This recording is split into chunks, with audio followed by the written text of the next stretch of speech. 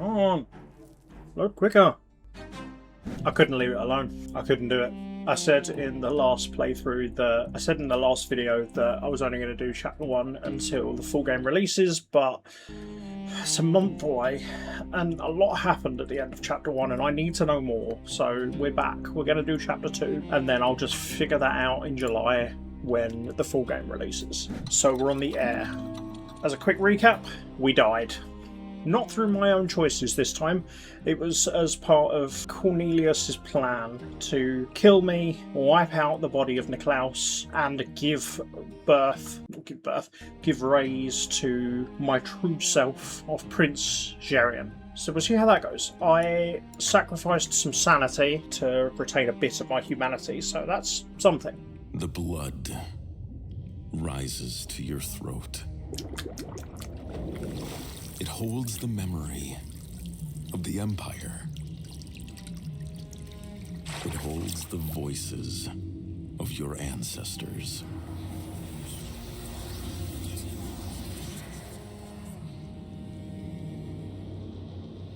The blood tide gave you life. That is so Look cool. upon those whose blood you bear. The Emperor, your father, his throne lofty, his crown heavy. Your uncle, Cornelius, seeking renewal among the old ways. Noble Gaius, in the past, he sees a path to the future. Servilia, your mother, the masks of your ancestors in her hands. Behind her, a millennial void. Its silence remembers all.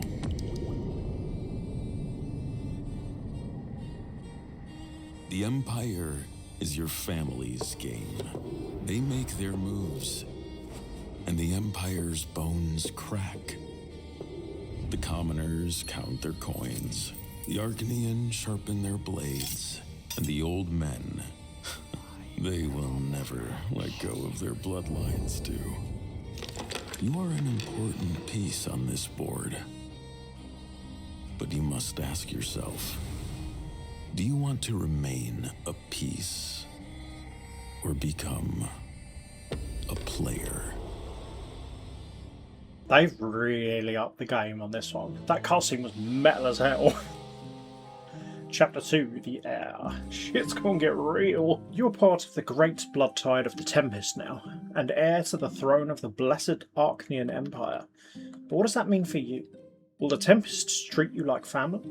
Will you be able to live up to their lofty expectations? Or will you devote your life to the Empire from the very beginning and become a servant of the people? Will the refined Arcanian world accept you? Or will you remain an outcast forever? So I'm thinking I will be, obviously I'm going to stick to my gut, which is what I always try and do on the first playthrough, which means I'm probably going to try and guide it more towards the people, because I'm just a nice guy. But I'm very excited for future playthroughs where we can just do the absolute dick runs. That's going to be chaos. The story ends. You destroyed your own mind and madness consumed you. Should I? No, I probably shouldn't look at these. No. No. Jerian stripped of will. Yep, I have 4 sanity. I have a fractured mind. Vibes. And legacy of the Tempest. I'm a spoiled heir. Right, I see where the Empire's at. So rebellion is rising. Okay, we still got a little while till discontent becomes unrest. So that's fine. Tradition, elitism, and dogmatism. So I'm thinking I'm going to want to try and get them down towards, at least towards the middle, but more towards the left. Ooh, this is new. It states, the primary social strata of the world. Their power and loyalty will determine the future of the Tempests, as well as the Empire as a whole. Ooh. So we've got great houses, Arcanians, old faith, new faith, human nobility and commoners, and overall power. Ooh, we're on the cusp of decline. Interesting. Feels like there's a lot to balance this time, and I thought there was a lot before. A wondrous new world. You examine your old bedroom, curious to see it in a new light. For a time, it was your whole world. While the furnishings have stayed exactly the same, you are now a changed man. It's time for you to leave the nest. The world has turned out to be much larger than these four walls. You close the door behind you. The great tempests of the past seem to gaze at you approvingly from their portraits. You are one of them. You belong here. This is your destiny. The rug muffles your footsteps as you walk down the hallways. Servants bow to you along the way, eager to please. Their eyes are full of reverence, and doors that once were closed to you are now opened as soon as you approach. You can't help but smile. You step out onto a wide balcony with a beautiful view of the city. All of Eterna lies at your feet. Not unlike the colourful rug of your childhood bedroom, but your gaze reaches further, to the very horizon. You've not been there yet, to those distant lands, but every province already knows of you.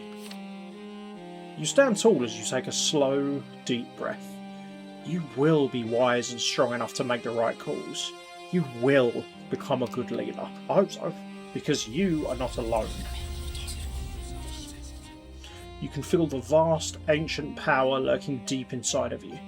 The blood tide. The collective experience of your ancestors permeates your entire being as it flows through your veins. It will not lead you astray. You finally discovered your true self. You are part of the great Tempest line. You have a family now. People connected to you through bonds of blood. Oh damn. I was expecting that to jump up quite substantially. Thank you very much. The family portrait. The family, your family, is gathered in the fireplace lounge. All eyes turn to you as soon as you enter the room. Everyone radiates happiness as they hurry over to greet you. Empress Servilia, your mother, gives you a warm, welcoming embrace as she cups your cheek tenderly. That's nice, because the last time she touched me was to yank my head back so Daddy could kill me. Families, am I right? It feels nice, but a little bit frightening, since the only time you've ever seen your mother was when you joined the Tempest bloodline, when the whole thing happened. The Empress, on the other hand, seems to take your predicament in stride. Jerian, my dear, I'm so glad I can finally embrace you. You grew up without knowing about me, but I always kept you in my thoughts, and now our family has finally been reunited. This moment could not have come soon enough.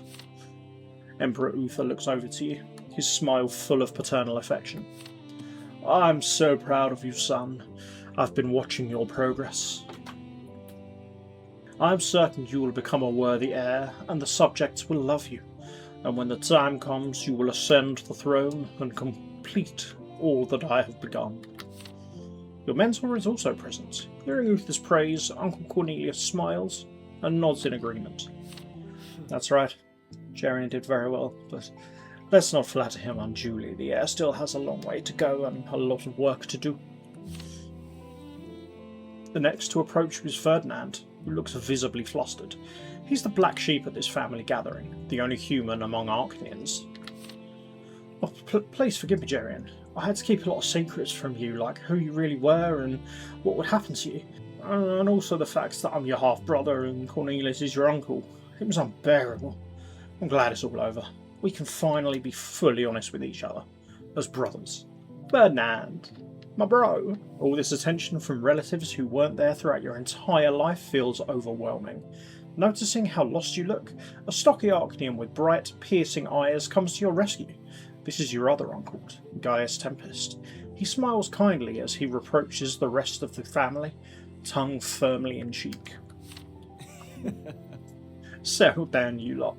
We don't want to rip young Jerian apart, do we? Why don't we just go have some wine and a bit of fruit and let our long-awaited prince collect himself? You give a grateful nod to your newfound uncle. The rest of your family chuckle as they walk over to refreshments.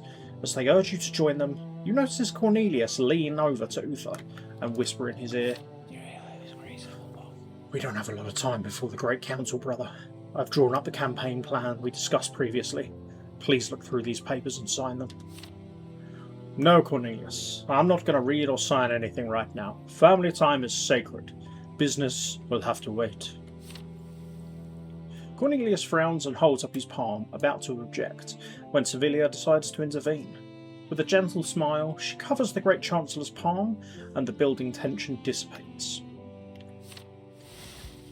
We all know how much work you put into matters of state, Cornelius, but Now really isn't the time. Why don't you leave these papers with me and I'll make sure the Emperor doesn't forget about them. You'll get your signatures tomorrow. Thank you, Servilia. In that case, please ask Lady Monroe to pay me a visit tomorrow and bring me the papers. You look over your shoulder to find Gaius speaking to Ferdinand, who is standing a little bit apart from everyone else. Please don't feel like you don't belong here, my boy. You have Tempest blood in your veins, which means that you are part of the family. You're one of us. Don't worry, Uncle Gaius. I know someone needs to remind the Great Tempest what the general populace of the Empire looks like. Gaius pats Ferdinand on the shoulder with a chuckle. You still feel a bit out of your depth, so you take a sip of wine and try to relax.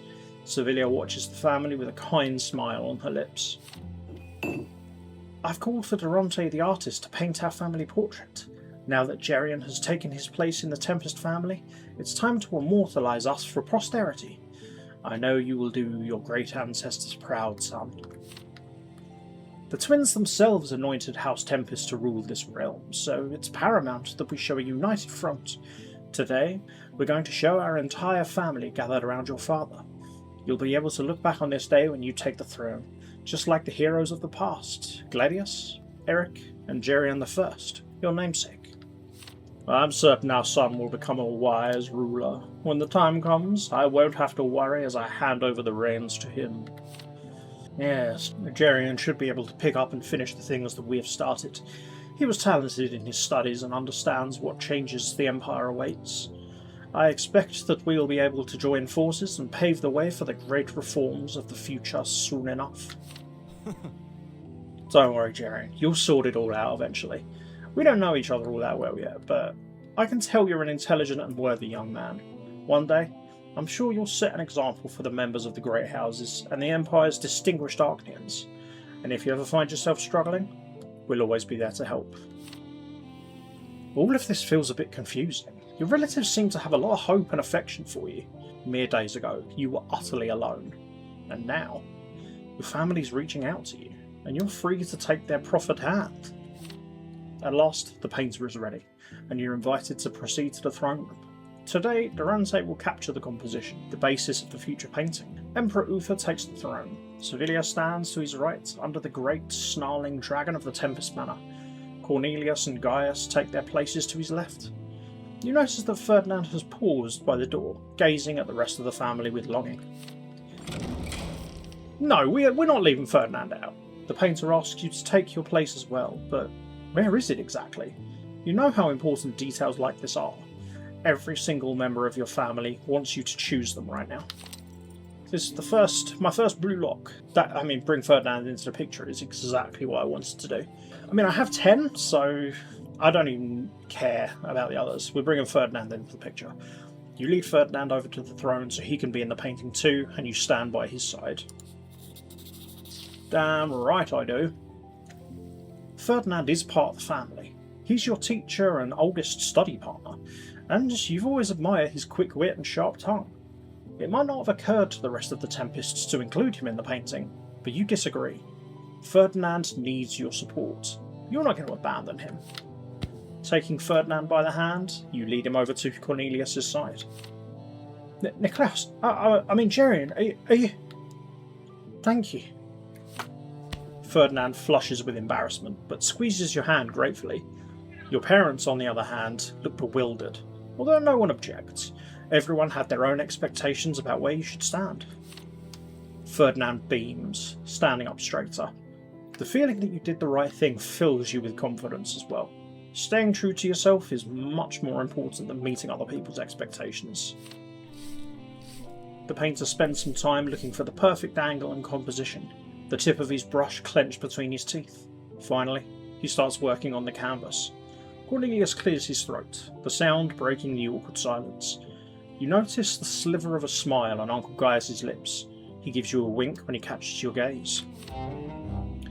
Nice, I feel like for the playthrough I want, orange is good. Orange good, blue bad. Not bad, but I'm trying to justify it to myself here. Flirkin, am I doing the right thing? No, that wasn't helpful. Okay, nobody's gone down. things have only gone up, so good.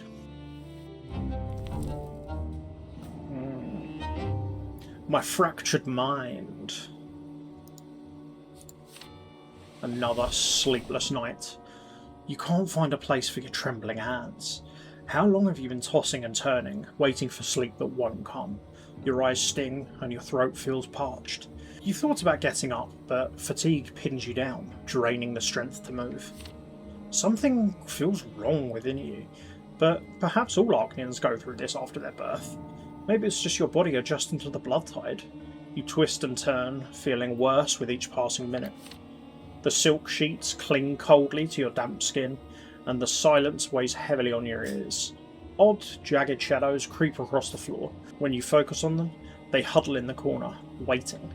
But as soon as you look away, they stir again.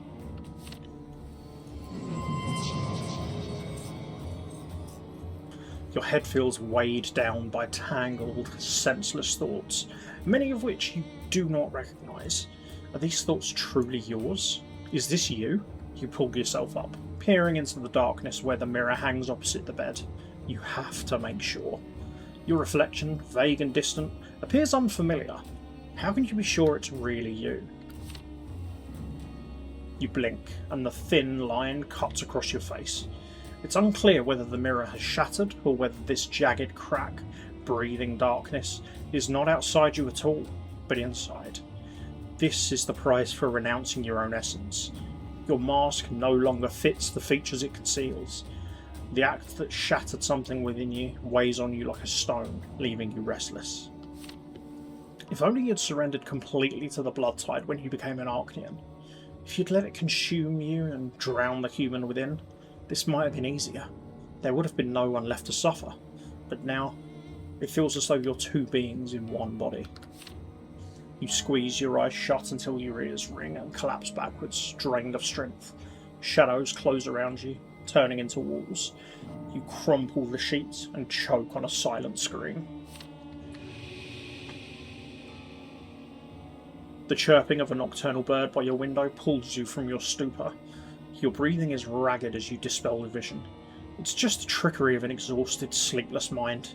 Enough of searching for the causes of your torments. You must find deliverance from it.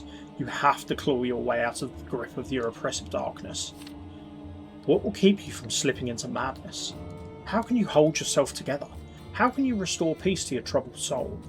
You gather the last of your strength, looking inward to find something that will support you. Blood. Your bond with your ancestors will empower you to seek their assistance. What you truly desire is all that counts. Your identity and will are the source of your strength. Solitude. You will withdraw from the world to spend time in silence and put yourself back together. I think will. What good is there to seek help from others if you're unable to provide it? Who will stand by you through these restless nights? When fear runs cold along your spine and madness lurks so near, you can hear its guttural murmur. No one. You're on your own. Your will and determination are your sole support. They are what will rescue you from this suffocating nightmare. Everything else is insignificant and holds no value. From this night onwards, you will rely solely on yourself. You will trust your own judgments and have faith in the impulses of your soul. You have the power to confront your doubts and fears. Drawing in a deep breath, you clear the fog from your mind and compel both your body and mind to obey your command. That inner strength has always resided within you. You simply hadn't recognised its presence before. All doubts slip away, sinking into a haze at the edge of your mind. The night no longer feels frightening. All your worries and burdens have faded away. The shadows shift back to familiar forms, and the reflection in the mirror is yours once more. With relief, you lay your hand down and close your eyes. You can face any challenge that comes your way now. Those who have faith in themselves don't need the support of others. Okay. So, passion has increased, blood has gone down, will's gone up. Okay, that got real deep real quick. Triumph of the best. Wood crackles in the lit fireplace, giving the room a cosy air. A big grandfather clock in the corner keeps a steady cadence of ticks and tocks. There's a heavy silver cup engraved with a soaring dragon in your hand. Your ancestors look down upon you benevolently from the portraits on the walls. It feels like they're part of this quiet family evening too. You lean back in your soft armchair, relaxing in the company of Emperor Uther and Empress Servilia, your father and mother. Your father stretches his legs towards the fireplace with a satisfied grunt, his face the picture of ease and comfort. The imposing, untouchable air his profile gives off when engraved on coins is nowhere to be seen. You suddenly realise just how few people have ever had the chance to see the Emperor warming his feet by the fireplace. You look over to your mother. A stray lock of her hair has tumbled free of her tight bun, her hands tucked into a fluffy muff. She seems more beautiful than majestic right now. Servilia watches you too, a warm smile playing on her lips. Oh, it's such a joy to finally have a son. I've been waiting for the moment when we could sit side by side and talk. Let me look at you, my child. Servilia takes one hand out of her muff and runs it through your hair. Trauma. A little bit of trauma there, Mum.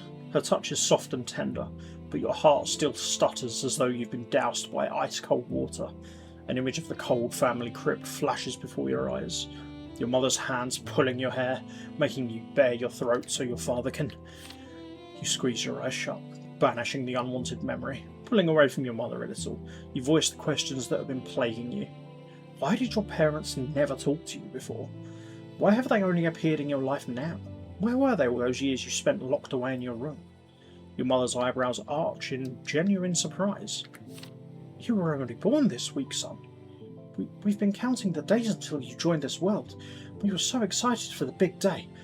But you can't rush someone joining the blood tide. It has to happen at the right time. You didn't really exist until you joined the blood tide, or to be exact, you were like a fetus in your mother's womb. We were waiting for you, and we loved you even then, but you hadn't truly been born yet. And now, we finally have a son. Hey, Uther, you already had a son. We will not be disparaging my bro in this house, thank you. You put some respect on Ferdinand's name. Your parents look at you with tender affection, utterly convinced of their words. You ponder them, trying their truth on for size. Did you exist before joining the blood tide? Or were you truly born only a couple of days ago? I mean, yes and no. Obviously, I was born as an Archnean a couple of days ago, but I've literally been alive for 15 years. I have doubts about the Archnean way. And remember, son, your life is more precious than any other, be they human or Archnean. Those of us whose names are inscribed in the history of the Empire have but one life to live. Your death will be final, irreversible. Please stay safe. Oh, so do Archneans not get the same multi-death treatment as humans? That might change things. Before you can fully process your own vulnerability, your father gives you a pat on the head and changes the subject. Oh yeah, no, actually I suppose I've already died once, haven't I? So yeah, that figures. I have a gift for you, son. Your father gestures for a servant to come forward and place something wrapped in a blanket on your lap. You catch the pleasant smell of clean fur. A curious wet nose pokes out of the blanket to sniff at your hand. This is a greyhound puppy, the best one from the latest litter. A dog whose pedigree is worthy of an Archnean. All its ancestors were the cream of the crop. A good dog never betrays its master. We find many of our allies wanting in this regard, but you'll always have a faithful companion in this pup. With a word of gratitude to your father, you reach for the animal's soft fur. The dog licks your fingers, looking up at you with its big, round eyes. You have to squeeze your eyes shut again. You can choose a name for it, something like Lancel, Theodore, Maximilian. You start mentally listing the characters of a book Ferdinand once read to you until you remember the perfect one. Hector. You can't stop beaming. His name is Hector. Hector. I like it. You chose a fitting name. Resonant and strong. Tell me, have you already thought of the words of your personal motto? You ask in surprise. Isn't Triumph of the Best the motto of all Tempests? Every Archnean has a personal motto in addition to that of their family, and you'll be expected to choose one as well. Those words will stay with you throughout your entire life, charting its course. Smiling softly, your mother takes a delicate sip of her tea, her countenance the picture of dignity and calm wisdom. Your new puppy is dozing in your lap.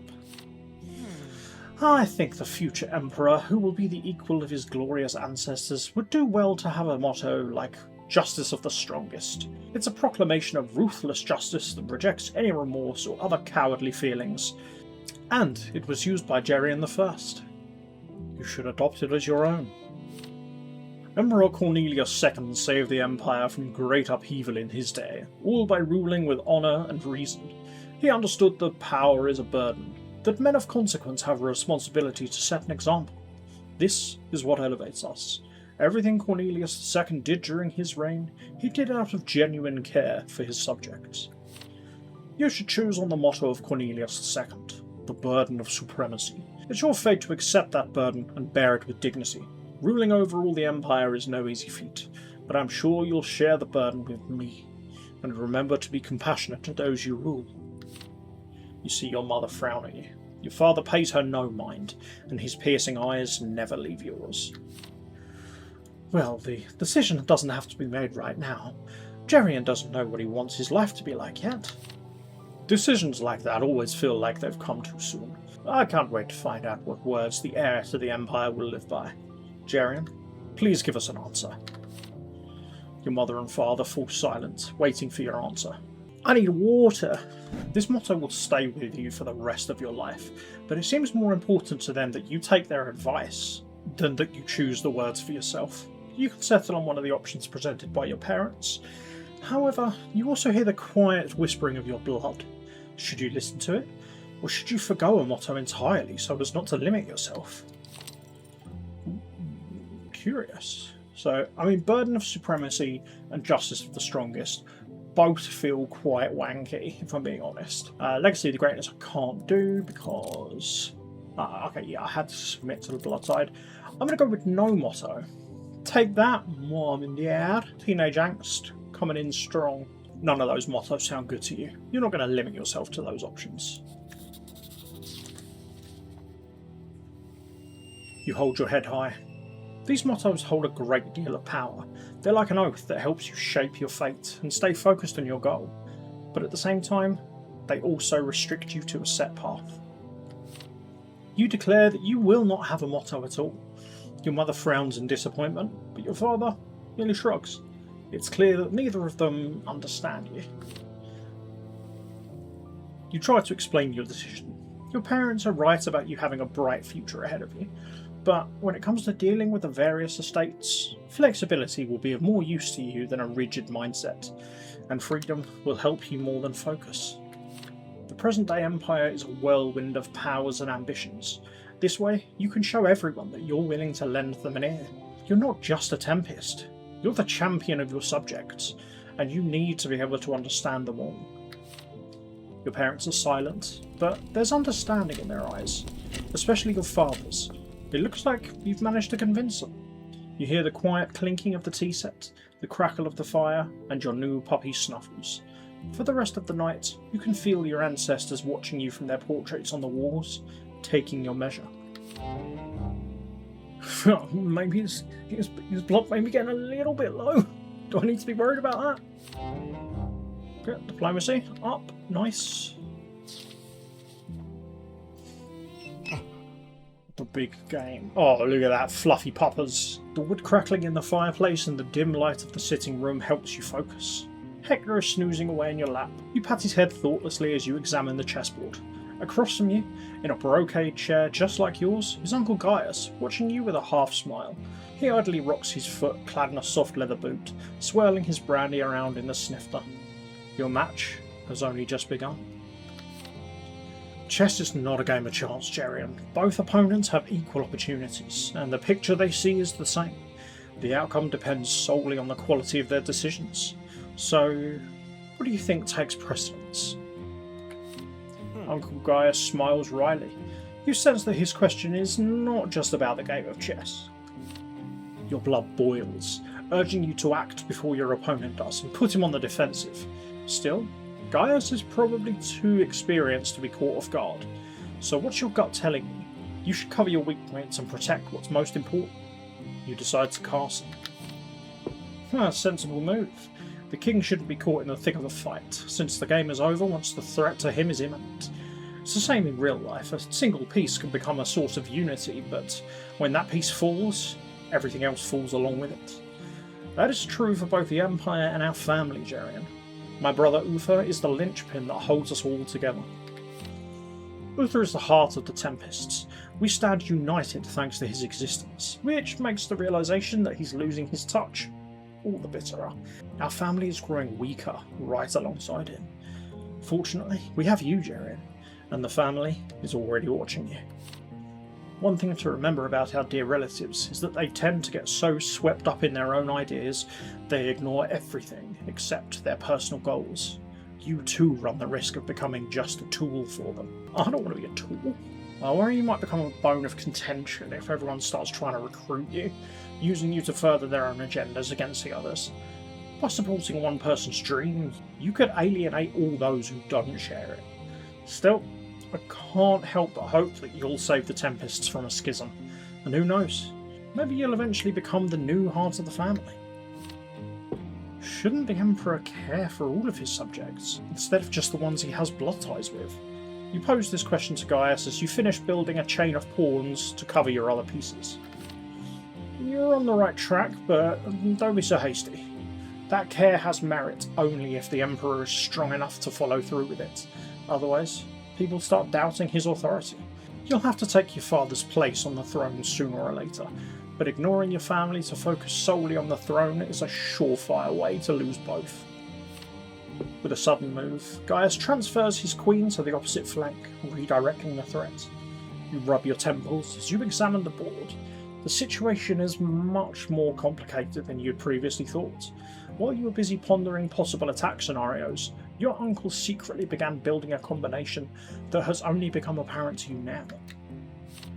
In an attempt to turn the tide, you move one of the pawns forward, putting it in the line of fire. The sacrifice is worth it, because the queen's side file is now open for your rook to attack. The ends justify the means.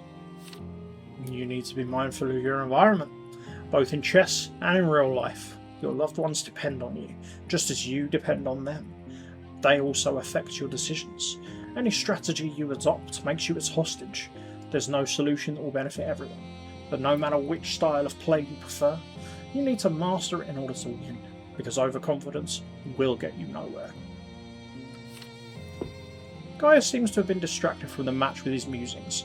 You've smashed through his combination with several decisive moves, so now your uncle has fewer pieces, and they're scattered across the board. It's time to act. Victory is at your fingertips! You send your queen deep into enemy territory, complicating the situation even further. Your uncle leans forward in his chair, uttering an impressive, "Huh." You're pleased with your move, but now it's up to you to get out of this tricky position. Can you manage to pull it off? But then Gaius slowly slides one of his own pieces forward, and you feel your heart skip a beat.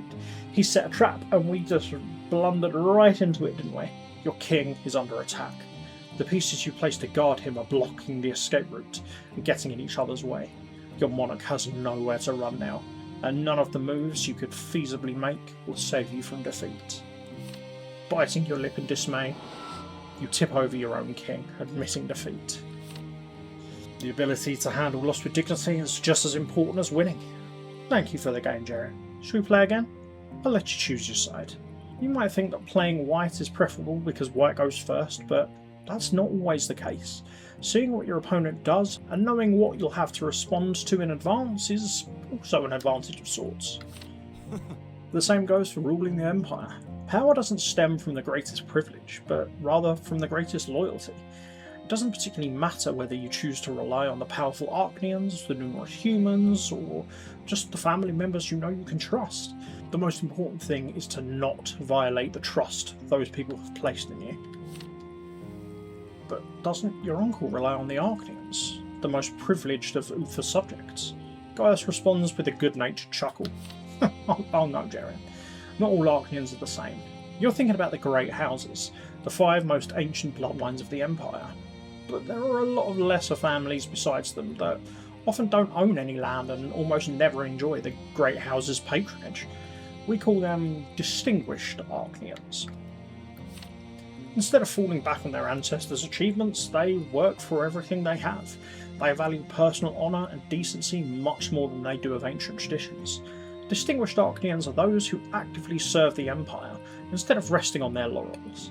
They know as well as you and I that power means hard work, and they welcome it. That being said, not all humans are cut from the same cloth either.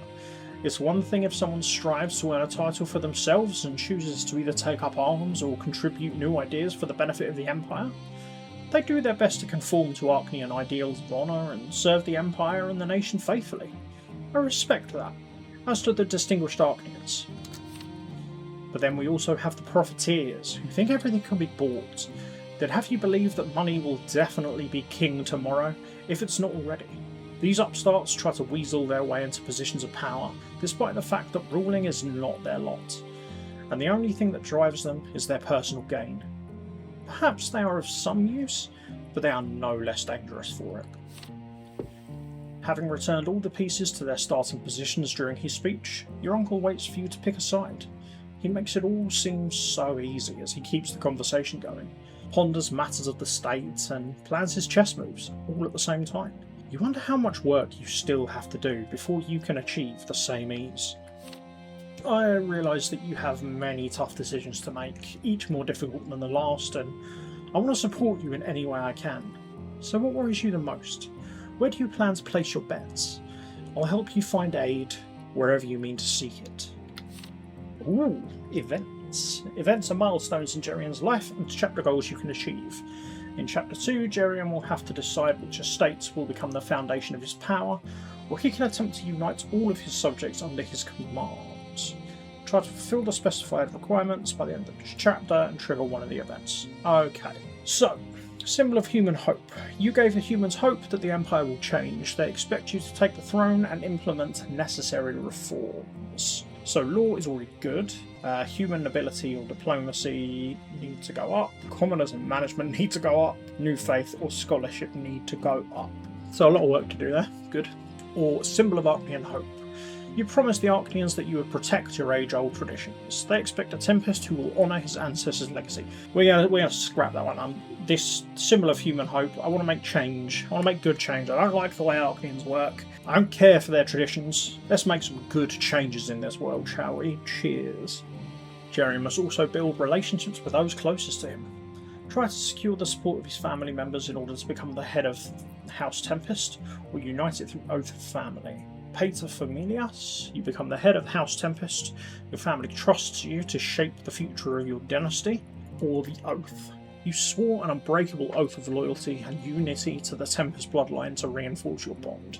I mean, if we do the oath, we also get this, but maybe. We'll see how this one plays out. I'm not too sure about this yet. So, get close to your family, get close to the Archnians, get close to the humans, reject Gaius' help. Wow. I'm torn between family and humans, because ultimately it's going to be humans, but for now I don't know whether it's worth getting closer to family first. Okay, well we'll get closer to our family first. The first genuinely tough decision I've made. Working in your bond with your powerful parents seems paramount. You ask your uncle to help you do this. Well, I think I know something that will do the royal couple some good. We should go horseback riding together. An informal setting like that is an excellent opportunity for bonding. Uther is an avid equestrian, and Sevilla could use some fresh air and take a break from her dinner parties and other public affairs.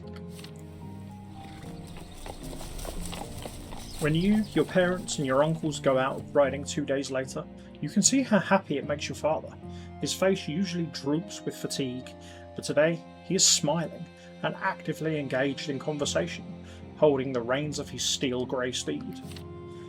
I appreciate the opportunity to take a break from matters of the state, Jerian. It was very thoughtful of you to set this up.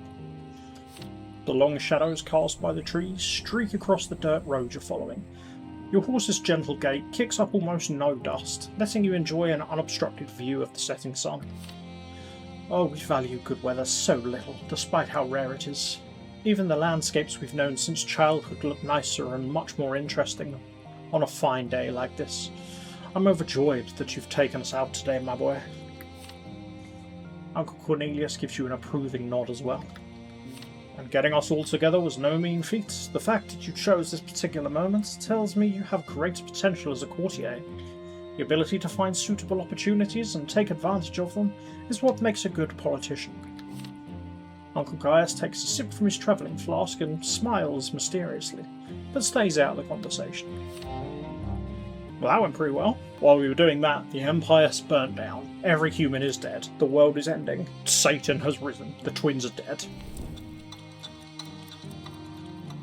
Okay, this feels like it could be... Well, yeah, this feels like it could be a shorter chapter than the other one. We'll find out.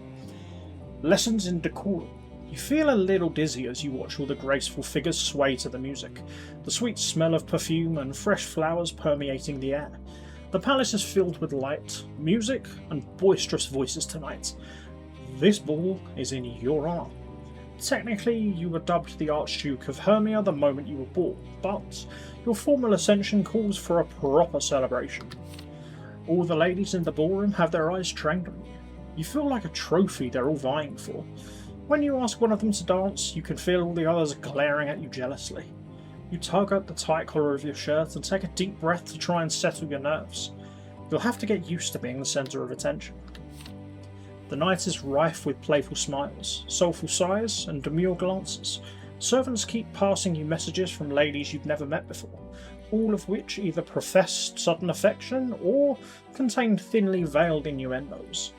Tonight, your favour is the most sought-after reward of all. You can't help but feel tired of playing this role. Even though the soiree is only halfway through, you scan the room with growing indifference.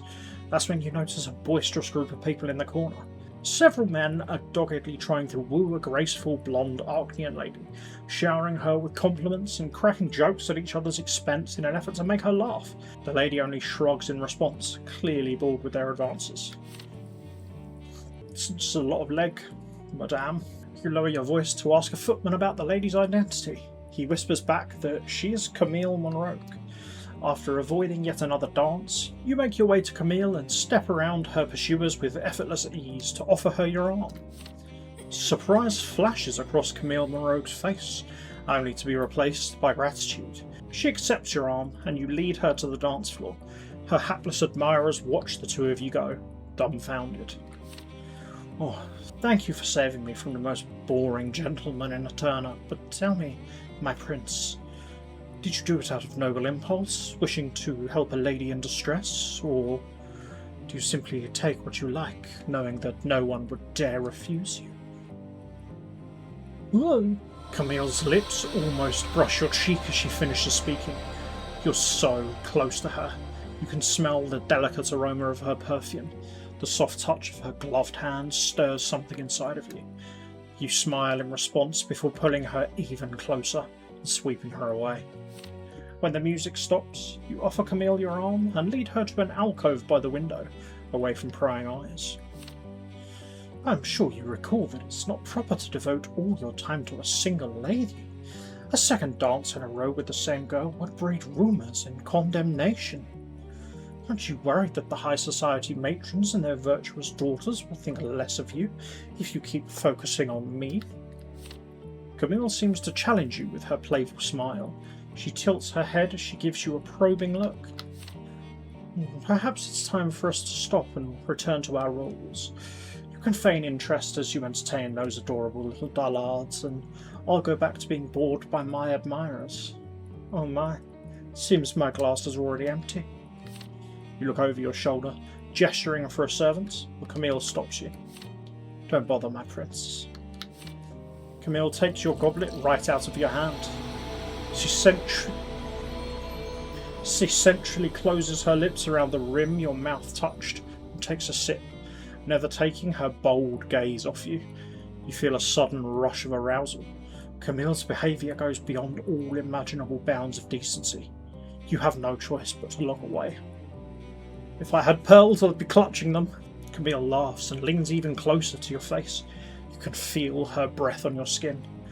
Her lips brush against your neck. The touch makes you feel like you're melting, sending shivers of pleasure down your spine. How far will Camille take this? Her beauty is deadly, and you're drawn to the hungry fire in her eyes. But then you notice someone approaching your alcove. You reflexively draw back from Camille. Jerian and Jerian, thank you for keeping my lovely fiancée company.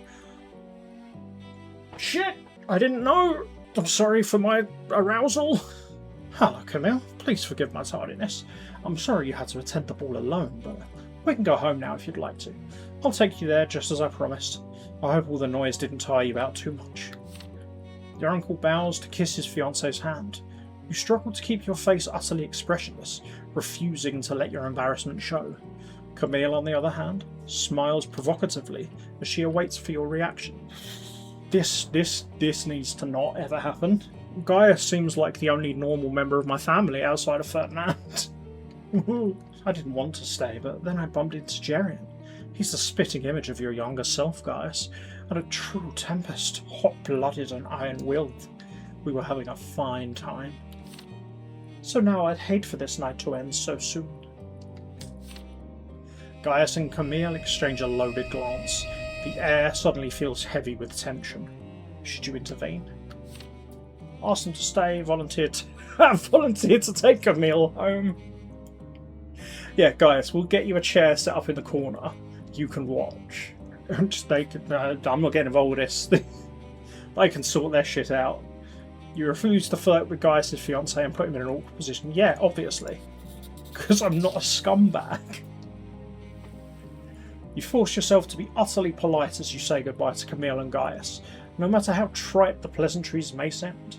The bewitching, playful spark you felt so drawn to goes out of Camille's eyes. Her formal smile fails to hide her disappointment. Camille hooks her arm through her fiancé's, and they leave together. Once they're gone, you go back to doing your duty. You mingle, you smile, you ask noble Arcanian ladies to dance. You're perfectly polite through all of it, just as expected of the Crown Prince. The girls' names, faces and voices all blend together, to the point where you stop even trying to remember who's who. Your treacherous mind keeps going back to the sweet excitement you felt in Camille's presence. Jerian, my dude, do you need to go take a cold shower? Okay, I'll take that. I'll take that up in logic. Yeah, my uncle's been really helpful this whole time in getting me brought up to speed with everything. Let's make him a cock. That seems fair. Okay, Gaius got up. Nice.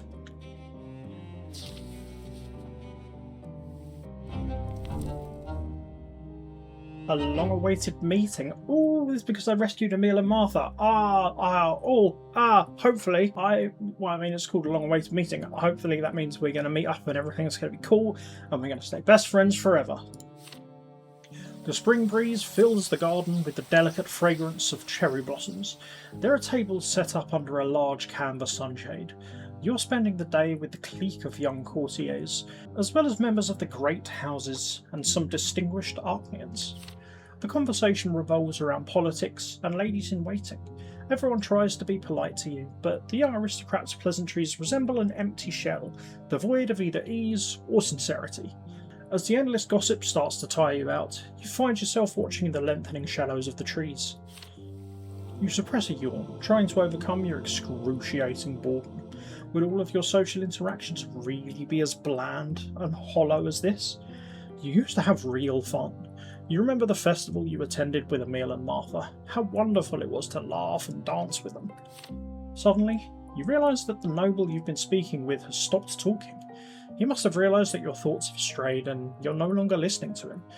You stammer out some sort of apology and excuse yourself from the garden. Once back in the palace, you order the first page you find to deliver your friends a personal invitation to dinner here at the court. The next day, you find yourself in the dining hall, your childhood friends seated across from you, Emil and Martha. You beam at them and ask them how they've been. The two look a little out of place in the lavish palace interior. They don't know what to do with their hands. They giggle and stammer when they try to speak, but you think you're glad to see them anyway. You give each other awkward looks as though this is the first time you've ever met. Why, the blue actually suits you. You feel incredibly awkward, but you still smile at Emil and try not to be condescending. Martha examines the forks laid out in front of her, not sure which one she should pick up. Your friend's shortcomings seem glaring in this moment. Emil has annoyingly clumsy, thick fingers and a habit of snuffling instead of blowing his nose properly. There's a bit of envy in his eyes as he looks around the luxurious room. And if you're being completely honest, Martha isn't all that pretty compared to the elegant, well-groomed noble women. Alright, I'm being a bit of a prick here. You ask your friends what's happened in their lives since you last saw each other. Martha seems too embarrassed to answer, but Emil perks up a bit. He's clearly been waiting for this question. Well, when your mentor told us you died, we couldn't believe it. We were overwhelmed by grief. We tried to spend more time together so we wouldn't feel so lonely, and, well, I ended up proposing to Martha. You look at Martha. She averts her gaze. She said yes, so now we're saving money for the wedding. Wedding my foot. We can't even have people over for dinner right now. What would we feed them? Oh, come off it. We'll manage somehow. I'll find more work. You congratulate your friends, but the awkwardness is almost palpable. You move your shoulders imperceptibly to shake off the tension. Why? I don't understand why there should be awkwardness. There was a little bit of flirting with me and Martha when we were younger, but that was literally it. She was always far closer with Emil. I don't know why she's being so coy. We didn't really believe it at first when Lord Cornelius told us you were an Arcanian, but here we are. I'm sorry. For what? Martha falls silent, seemingly fascinated by the intricate lace of the tablecloth. You used to think she was the most beautiful, lively, interesting girl in the world, but now you see you were wrong. She's just an ordinary girl, neither particularly smart nor pretty. There's no resentment in you, no jealousy churning your blood. Your breath is calm and even... Just think about all the things we'll be able to do now my best friend turned out to be the prince. We'll take on the world, I'll tell you. We'll talk it all over while we're having fun at the wedding. You'll help us out with money to set it up, right, Niklaus? You clear your throat before correcting your friend. You're not Niklaus anymore. Your name is Jerian now.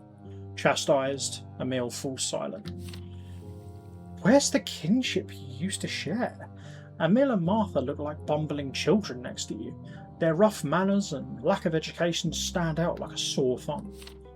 The blood tide has changed you, filled you with your ancestors' wisdom, and turned you into an Arcanian. Your old bonds have abraded, becoming mere shadows of what they once were. Your friends are the same people they've always been. Ordinary, lowborn humans. Feels like you have nothing in common anymore. An awkward silence hangs over the table like a cloud on a clear day. You try to think of something to talk about, although you don't really feel like it. A servant approaches the table, bows, and reminds you of your upcoming meeting with Cornelius. It has completely slipped your mind until now, but you leap at the opportunity to be done with this dinner. Everyone seems relieved when you tell your friends that you have business to attend to.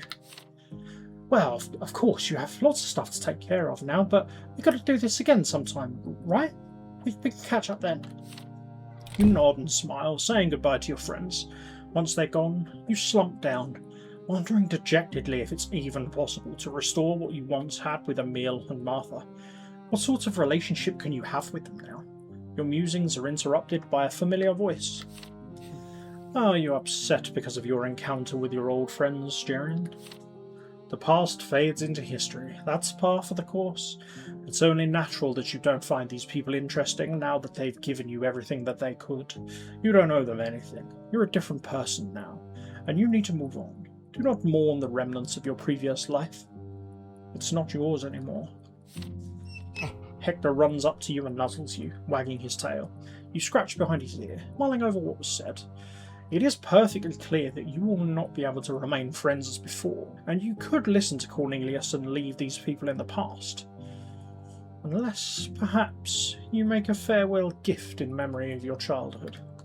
But what if your mentor doesn't know what real friendship is? Yes, you have risen higher, so should you not take responsibility for those with whom you grew up? Concern yourself with the upbringing and development of your former friends?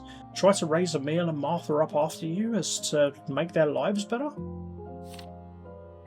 Listen to Cornelius's advice, give your friends a parting gift. decide to pay for their wedding, take them under your wing. That seems condescending, and I don't think it would work, because clearly I'm a prick now. I'm not necessarily going to listen to Cornelius' advice. I am going to pay for their wedding. I was thinking while they were talking that I would like to pay for the wedding given the option, so yes.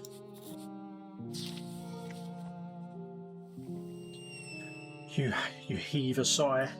You just don't have the energy to argue with Cornelius. No matter how loath you are to admit it, you feel that he's right. Your longing for the good old days and your desire to be with your friends only sadden and upset you. Everything has changed, and it can never change back. Which is true, sadly. Things have changed now. We're not kids anymore. I've literally been murdered and reborn into something brand new. Nevertheless, you want to give them a parting gift. You're going to arrange a splendid wedding for Emil and Martha that will remain in their memory for the rest of their lives. You will allocate funds from the assistance fund for the common estate and take care of the other matters yourself. You wonder if you'll ever see each other again, then wince as you accept reality. Self-deception is unworthy of an Archnean. It's a tough call, but your honour demands that you be true to yourself and leave the past behind. Clinging to a bond that's already dead would be hypocritical. You ask your uncle to find Emil and Martha other jobs somewhere further away from the palace. Cornelius nods silently. He understands how painful it can be to do the right thing. I didn't want that to happen. Piss. You spend the rest of the evening talking shop with Cornelius. When you return to your room, you find a letter waiting for you on the desk. The envelope reads, "Wedding invitation." It's in Martha's handwriting, and there's a crudely drawn dove on it. Holding your gaze on the unopened envelope for a moment, you drop it into a wastebasket. No, oh no, I don't like that. No. Why can't I at least go to the wedding? You've changed, Jerian. You've changed. Oh, no. That's sad. Well, I hope they at least had a nice wedding. The Emperor's will. Swords slice through the air and sing as they clash, making sparks fly. You hear the contenders huff and puff as they stomp across the arena. The summer tournament held by the Ash Gate is coming to a close. Today, young Archneans are fighting for the great honour of joining the Emperor's Guard. You sit next to your father in a high box, decorated with various banners, and watch the duels with bated breath. All the fighters are astonishingly skilled. The Archneans' inhuman speed and natural talent, refined by years of training, have turned duelling into fine art. Born for battle and leadership, this is where Archneans shine the brightest. No human can even hope to withstand this deadly dance. All the fighters are astonishingly skilled. The Archneans' inhuman speed and natural talent, refined by years of training, have turned duelling into a fine art. Born for battle and leadership, this is where Archneans shine the brightest. No human can even hope to withstand this deadly dance.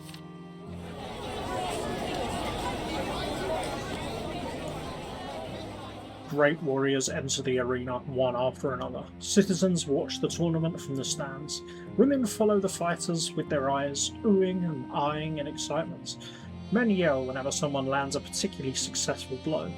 Lowborn children crowd around the fences, trying to catch a glimpse of the spectacle. Before each duel, the fighters give a respectful bow to the Emperor. Uther sits there motionless, slouching slightly in his chair. He watches the proceedings with half-lidded eyes, his mouth a harsh line. You notice a scar on your father's cheek as you peer at his stern, stony profile. Sometimes it seems like your father doesn't even see the arena in front of him. His eyes trained on some mysterious point beyond the horizon, bisected by the shining pillar. The herald announces the final bout of the tournament. The Emperor shakes his head and rests his chin on his fist, slowly returning his gaze to the arena. You see his lips move as he talks silently to himself. You lean closer to your father to ask, well, what's the matter, without raising your voice. Does watching this tournament really feel like a chore to him? Uther looks up, his eyes pensive, but doesn't answer you right away. I'll be honest with you, son. I am tired of this tournament. Its only saving grace is the fact that it's almost over. But I still have to choose a winner and reward those who are worthy. It's not an easy decision to make. There's much more to consider than the competitor's skill and scores. I have to remember their bloodlines, their influence and allegiances, and also any past achievements that could deserve special merit. Why? It's a tournament. They're fighting. The person that wins, wins. Surely. All of this is part of the greater political game that I, as Emperor, have to play. The matches are convoluted, each with its own nuances and pitfalls. When you stand this high, any gesture, any careless word, even a twitch of your eyebrow has consequences. It reverberates throughout the world, spreading like ripples on the surface of the water, which is why things need to change, because that's nonsense. I get that it's accurate and factual to real life, but also, it's nonsense. I grew weary of these boot-licking contests long ago. With each passing year, my desire to take part in them wanes, even if it's just as a judge. Still, I must do my duty, even if my heart's not in it. I've been thinking a lot lately. Okay, change number 1. When Jerian's in charge. This tournament is conducted on merit and merit alone. We may even abolish that. No, people love their blood sport. I won't deny them that. In one of my dreams, there's a big silver dome above my head. I can hear the twins calling me from outside, but I'm too weak to break through. I try to yell something in response, but all I can do is wheeze. You pay attention to your father's words, but never stop watching the lightning-fast lunges and twists of the competing swordsman. Uther's brows knit together as he rubs his temple, trying to stave off a headache. His gaze sharpens. Finally, an Archaean in a black-lined coat strikes his opponent down to the dusty ground. The victor turns to your box and salutes your father with his sword before bending the knee. The crowd goes wild. Jerian, since you are my heir, I expect you to aid me in making decisions, whether large or small. It's time for you to learn to play the game you're destined to join sooner or later. Today, I entrust you with determining who will be triumphant in this tournament. These young Archaeans will be in your service one day. Your father sits up straighter and watches you with affection as he waits for your answer. Refuse your father. Grant victory to the most skilled. Grant victory to the best connected. You reward those who have earned their victories with honour and valour. Boom. Yeah, there's no point in outright refusing them. You might not be aware of all the political ramifications, but you know who the most skilled fighter is. You don't need to be a diplomat to make that decision. You'll reward those who have earned it. Otherwise, what would be the point of this tournament? Exactly what I was saying. Besides, it's high time you started fortifying your position at court. You need to form your inner circle. Fill it with people who will help you rule the Empire in the future. You're positive that the fighters you reward today will become people you can lean on as the leader of your nation.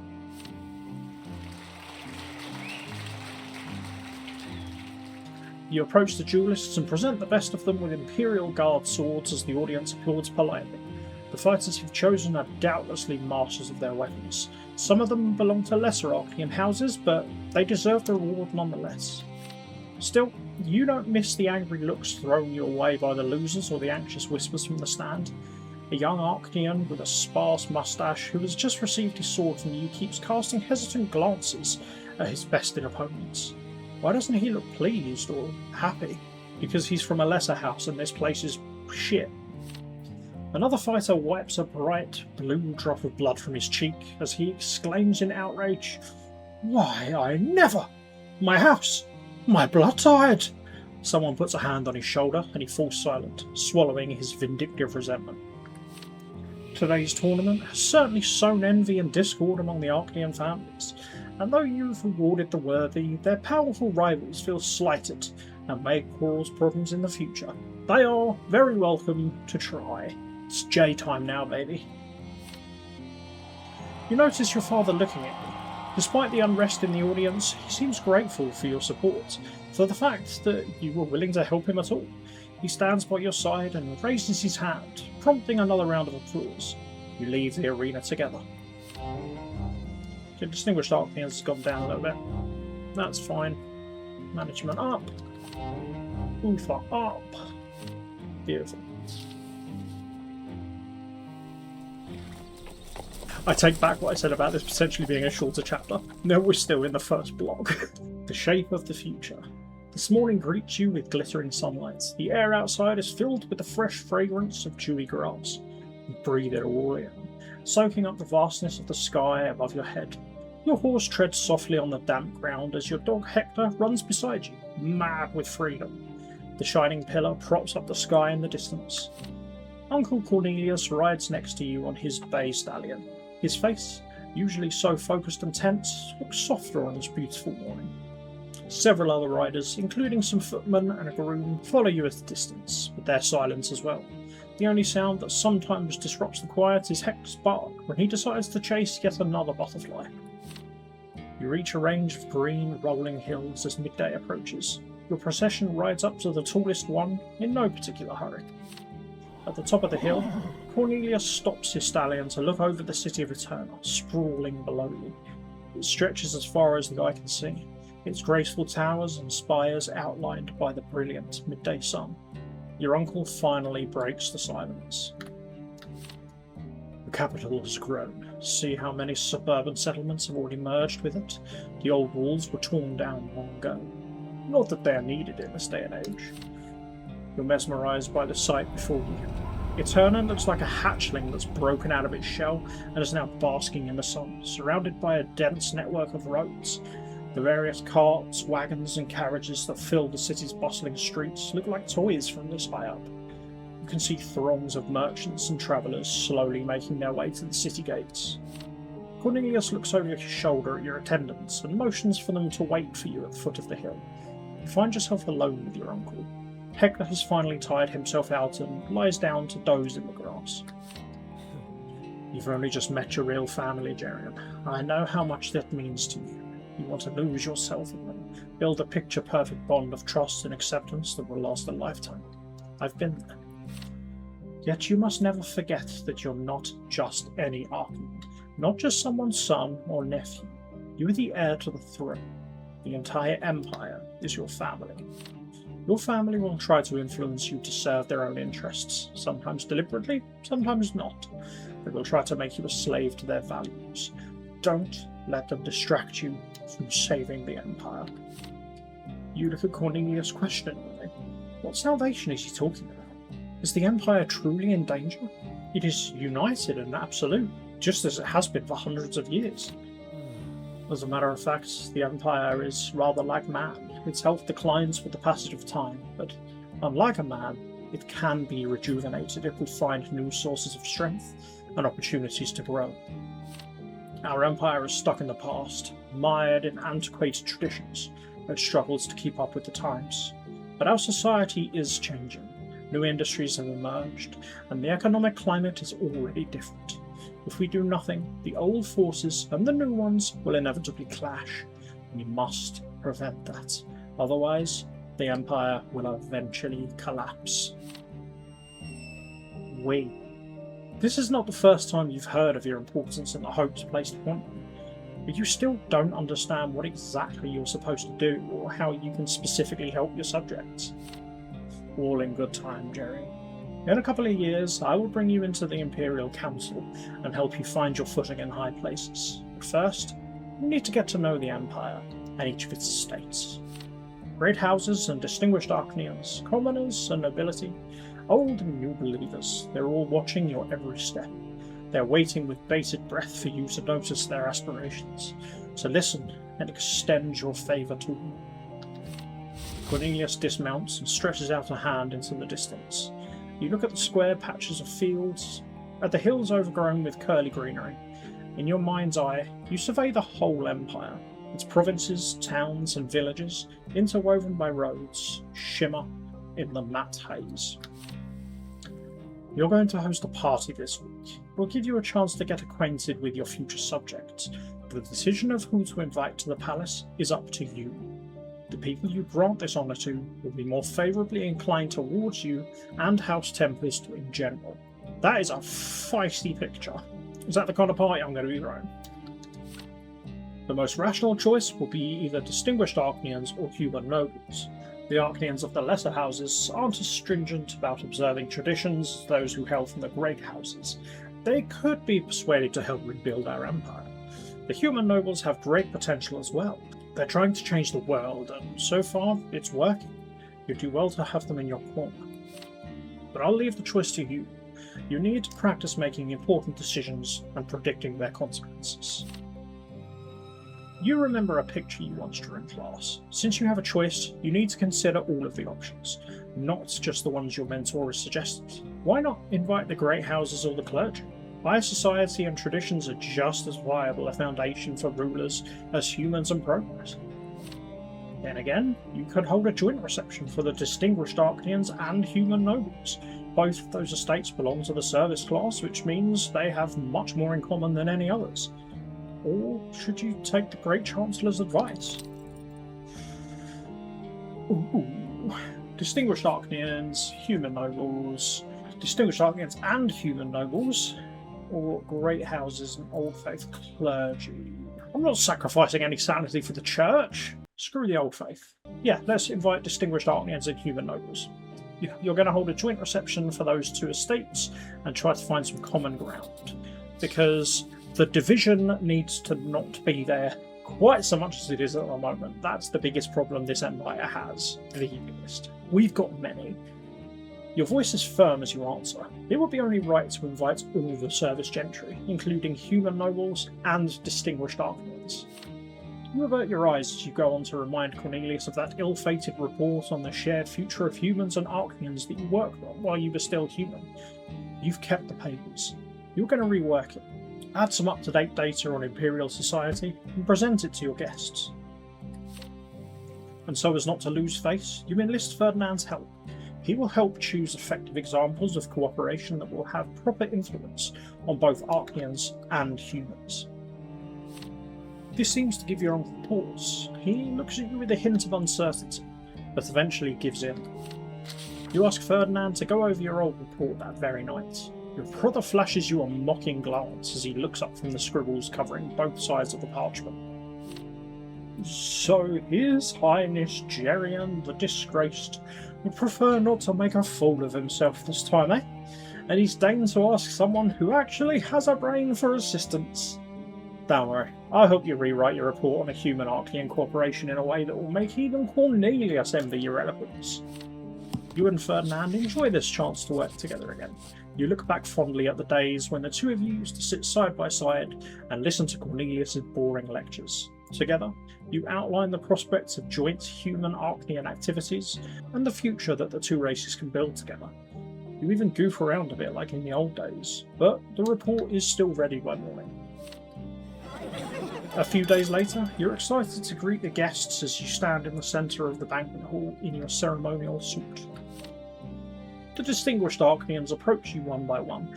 Each one states their name and bows with a fist pressed against their chest. They all have a quiet air of superiority about them. They're bearing pointedly polite and courteous.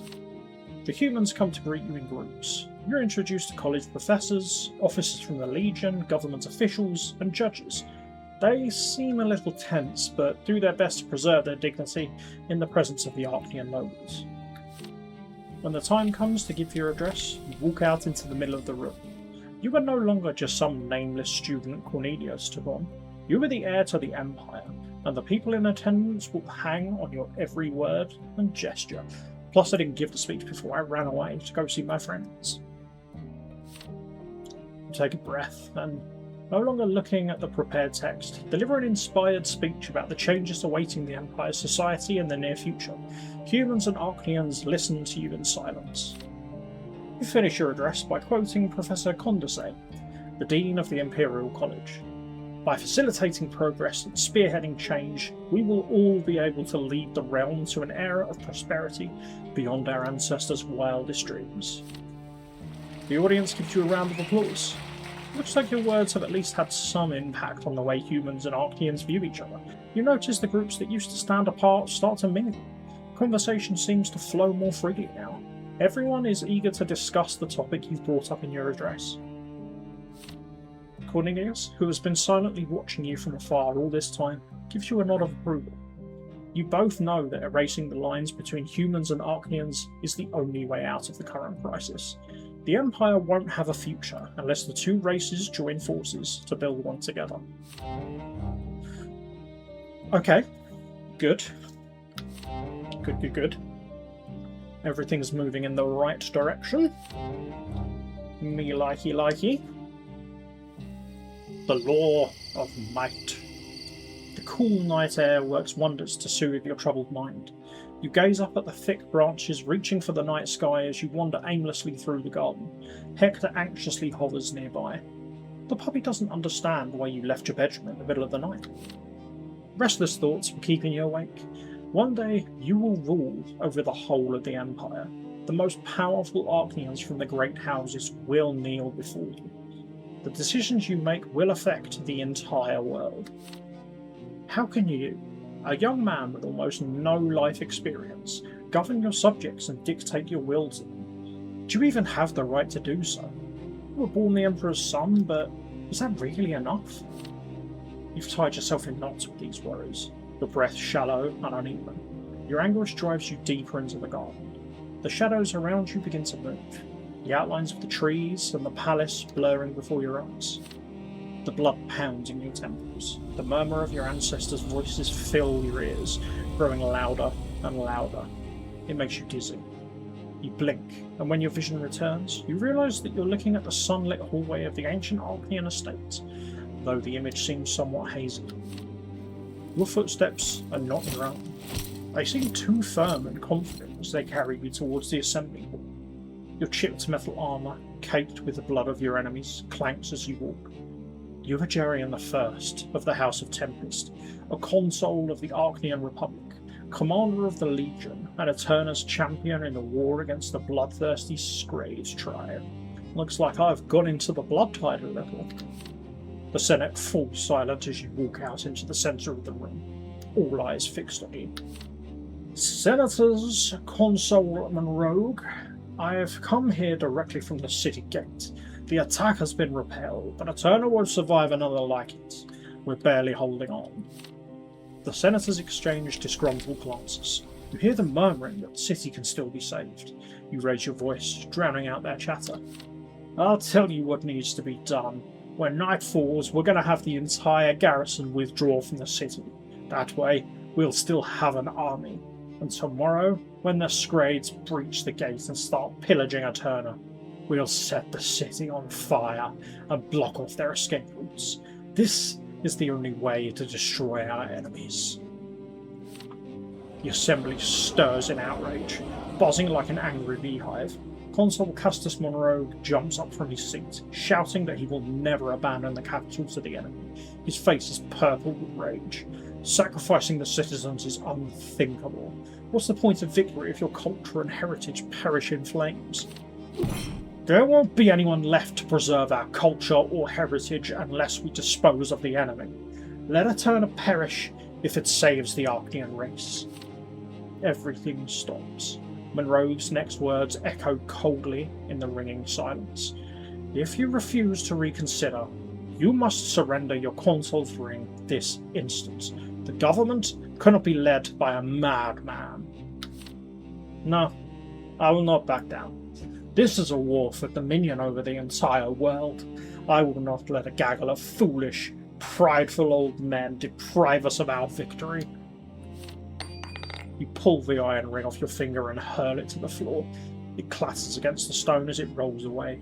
As if on cue, the legionnaires guarding the hall hold their spears to the senators' backs. You pull your sword from its sheath in one swift motion and take a step towards Monroe. Time freezes. The figures around you blur and shift into something akin to a painting. You disengage from your ancestor, stepping out of his body. Jerian I turns to face you. There you go, blood of my blood. You wanted to know what gives you the right to rule. The answer is power. Power is never granted. It must be taken by force. And I have no doubt that you can bear the burden, because I shall always remain in your blood tide. In your veins flows the blood of the man who holds the sword. Your opponents have the blood of the fools he has brought to their knees. Accept me and my deeds. Let me in. Let me show you how much I can give you. Prove to me that you deserve your august heritage. Jerian I stands waiting. Should you accept his truth? Or should you refuse, making him just another historical figure among the thousands lost to the ages? I mean, that seems fair, but I would need to lose sanity to do that, because that's crazy. Jerian I is a crazy man. I'm going to spurn him, I think. You refuse to be possessed by your ancestor. Yes. Call for mercy. You renounce your cruel legacy and vow to always seek a peaceful solution. No, because saying that you're always going to find a peaceful solution is the same as saying I'm always going to go to war. It's not the same, but it's like there has to be certain grey areas. There will be times when a peaceful solution cannot be found, just like there'll be times when war is avoidable. So yeah, I'm going to spurn the bloodthirsty bastard. You shake your head slowly. No. You have a will and mind of your own, and that will have to be enough. Your ancestor has already lived his life, and it's your turn to make decisions. As you step away from Jerian first, the image of the Senate comes to life around you once more. You see Jerian the First threatening the second consul with a sword in the middle of the assembly hall. Castus Monroe pierces him with a look full of pride and contempt. Jerian swings his weapon, sending Monroe's head rolling across the floor, then casts a heavy glance around the room of frozen senators. I, Jerian Tempest the First, hereby declare myself Emperor of Arknia. The voice of weakness and betrayal has no place within these walls. Swear allegiance to me, or accept death. Resigned, the senators kneel before Emperor Jerian, swearing their loyalty one by one.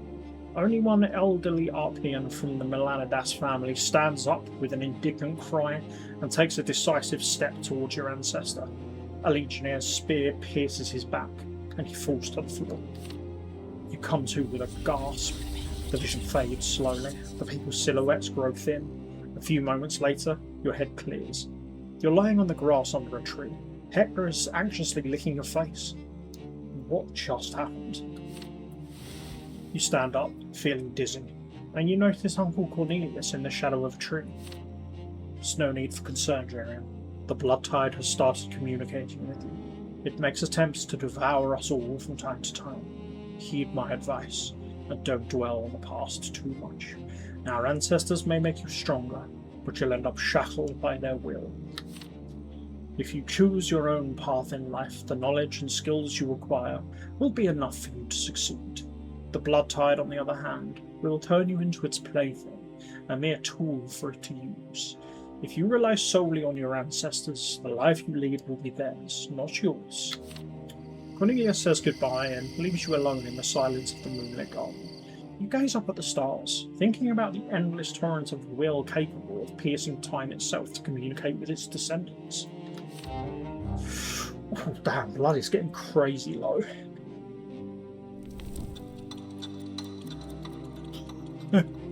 Yep, this is not a shorter episode. Oh, what is this now? Okay, at the beginning of each year, Jerian can choose a project to focus on. Projects are split into personal and imperial. With personal projects, Jerian can improve his abilities and the influence of the Tempest family. Each personal project consists of 5 stages. Once all stages are complete, Jerian will no longer be able to pursue that particular project. Imperial projects enable Jerian to advance the state's political institutions. Jerian will be able to access Imperial projects starting in Chapter 3. Okay, so that's something for the full release. This section of the screen displays the Empire's current status and the effects of the chosen Imperial projects. The crests indicate the estates that gain power as the Empire's status shifts in a given direction. Your allies' crests are gold, while those of your enemies are black. Oh boy. So yeah, none of these are actually available. In that case, we have personal affairs. We can finest instructors. With the aid of the eminent instructors, you further your studies, enhancing both your intellect and your confidence in your own decisions. And tree, you restore the genealogy of the Tempest family in order to hear the words of your ancestors more clearly, because that was such a barrel of laughs the last time I did it.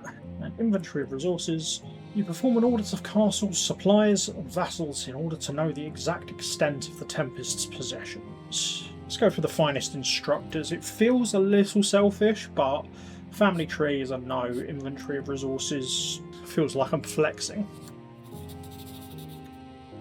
Skills. This year, you'll commit yourself to education. However, it's important to learn from the best. There's somebody at the door. There's somebody at the door.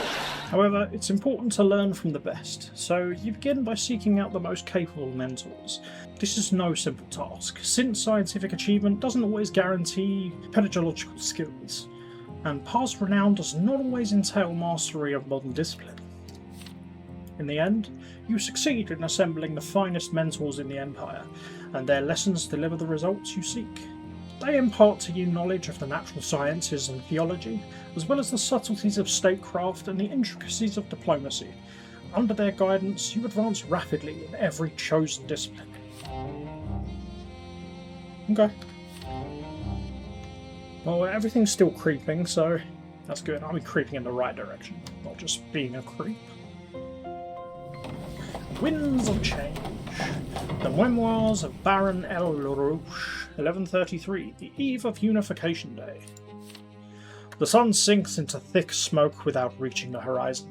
The culprit is the tall, puffing chimney of one of the new factories built in the eastern part of the city. The capital has a lot of them now.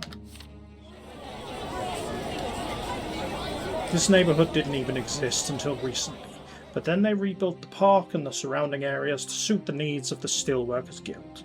The previously blue sky that I enjoyed sharing my thoughts with in the evenings is now blackened by the fireplaces of low-born people trying to rise above their station. The wall that once hemmed the commoners in one specific district of Eterna has been demolished. Free to settle anywhere, the small folk have spilled into the streets like a flood. As the commoners live and roam where they please, noble-born Archnians shudder in their carriages.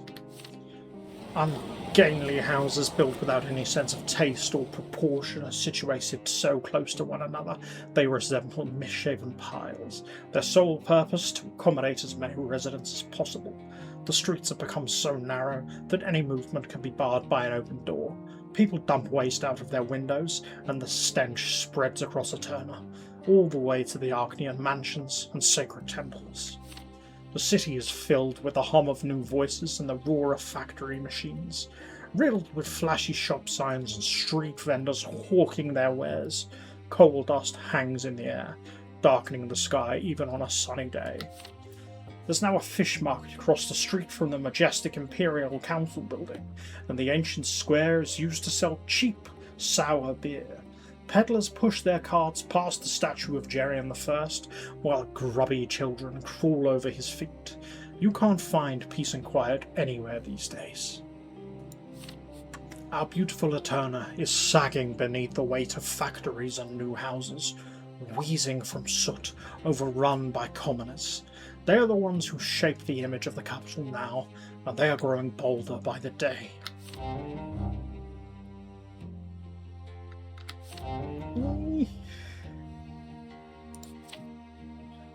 That sounds not good. A world without borders. You've not seen Ferdinand for half a year. Your brother travelled the world, exploring the furthest corners of the Empire, and changed greatly during the time of separation. His skin has darkened from all the time he's been spending in the sun, his posture full of confidence, even pride.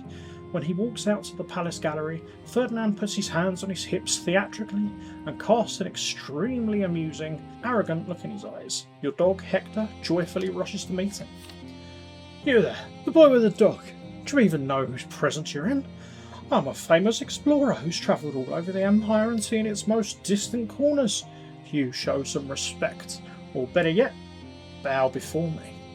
You can even faint from awe if you feel like it. I won't mind. You decide to play along, doing your best to keep a straight face.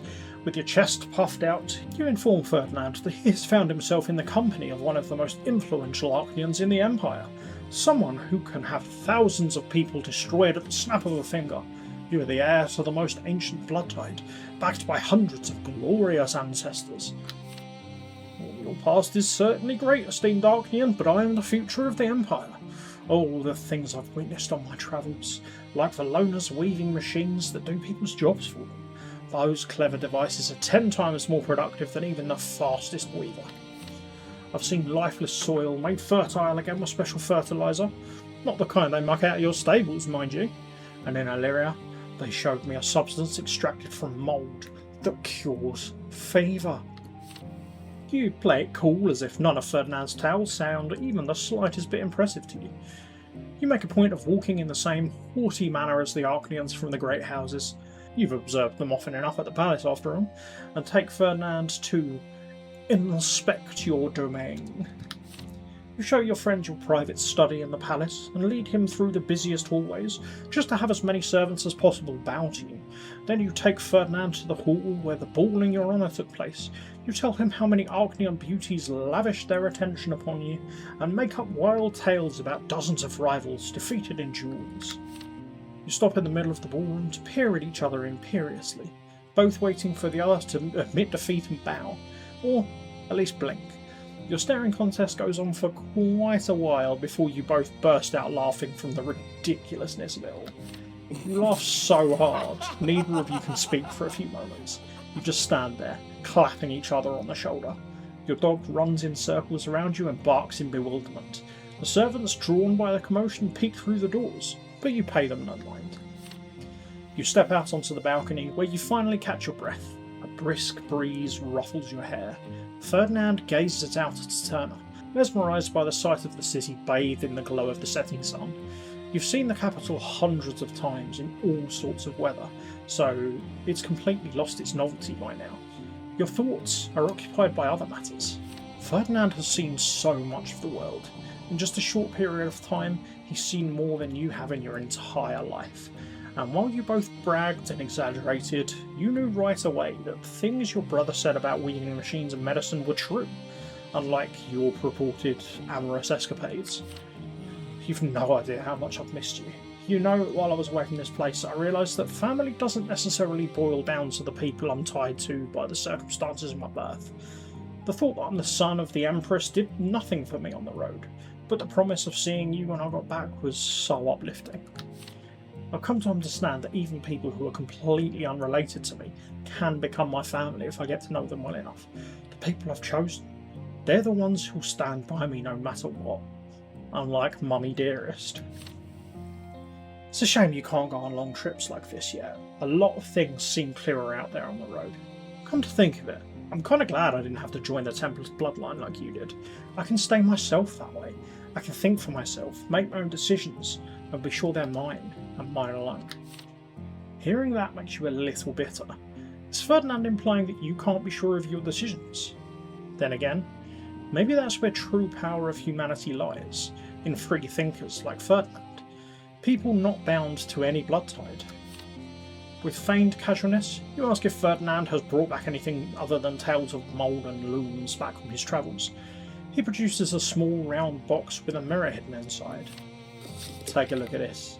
It's called a heliograph. People use these devices to communicate over fairly long distances when it's sunny outside. Unlike a carrier pigeon, its signal reaches its recipients in the blink of an eye.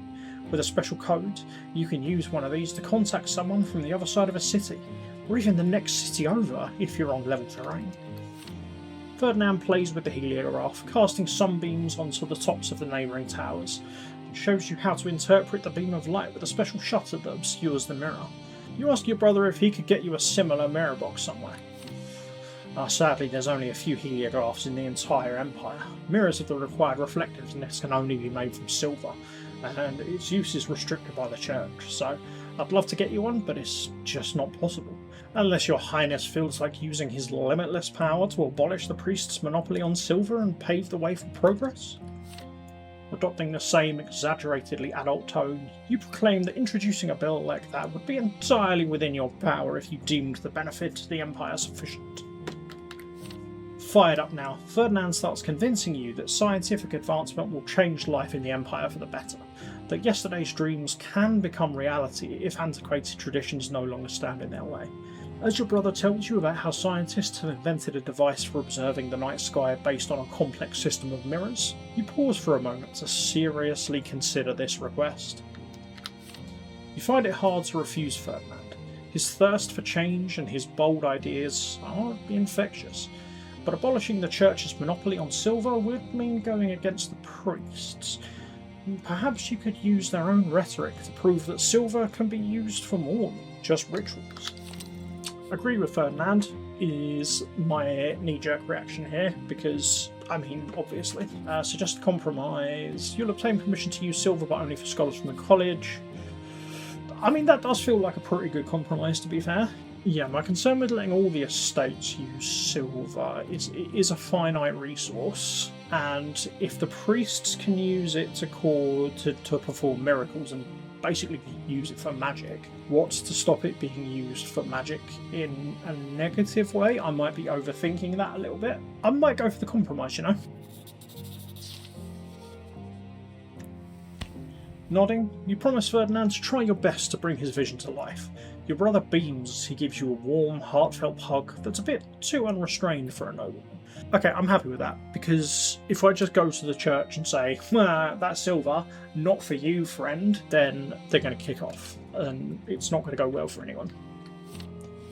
You return to your studies and start going through the books. You need to justify this change on both theological and legal grounds. The new decree can't end up driving a wedge between the Imperial House and the Church.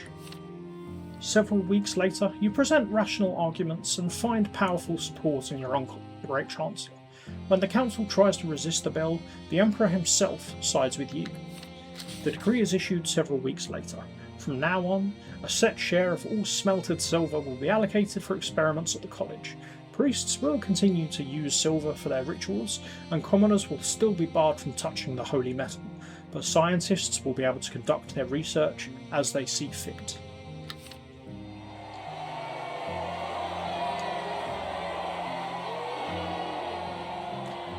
The most conservative members of the church aren't pleased with your novel idea, but their grumbling eventually subsides.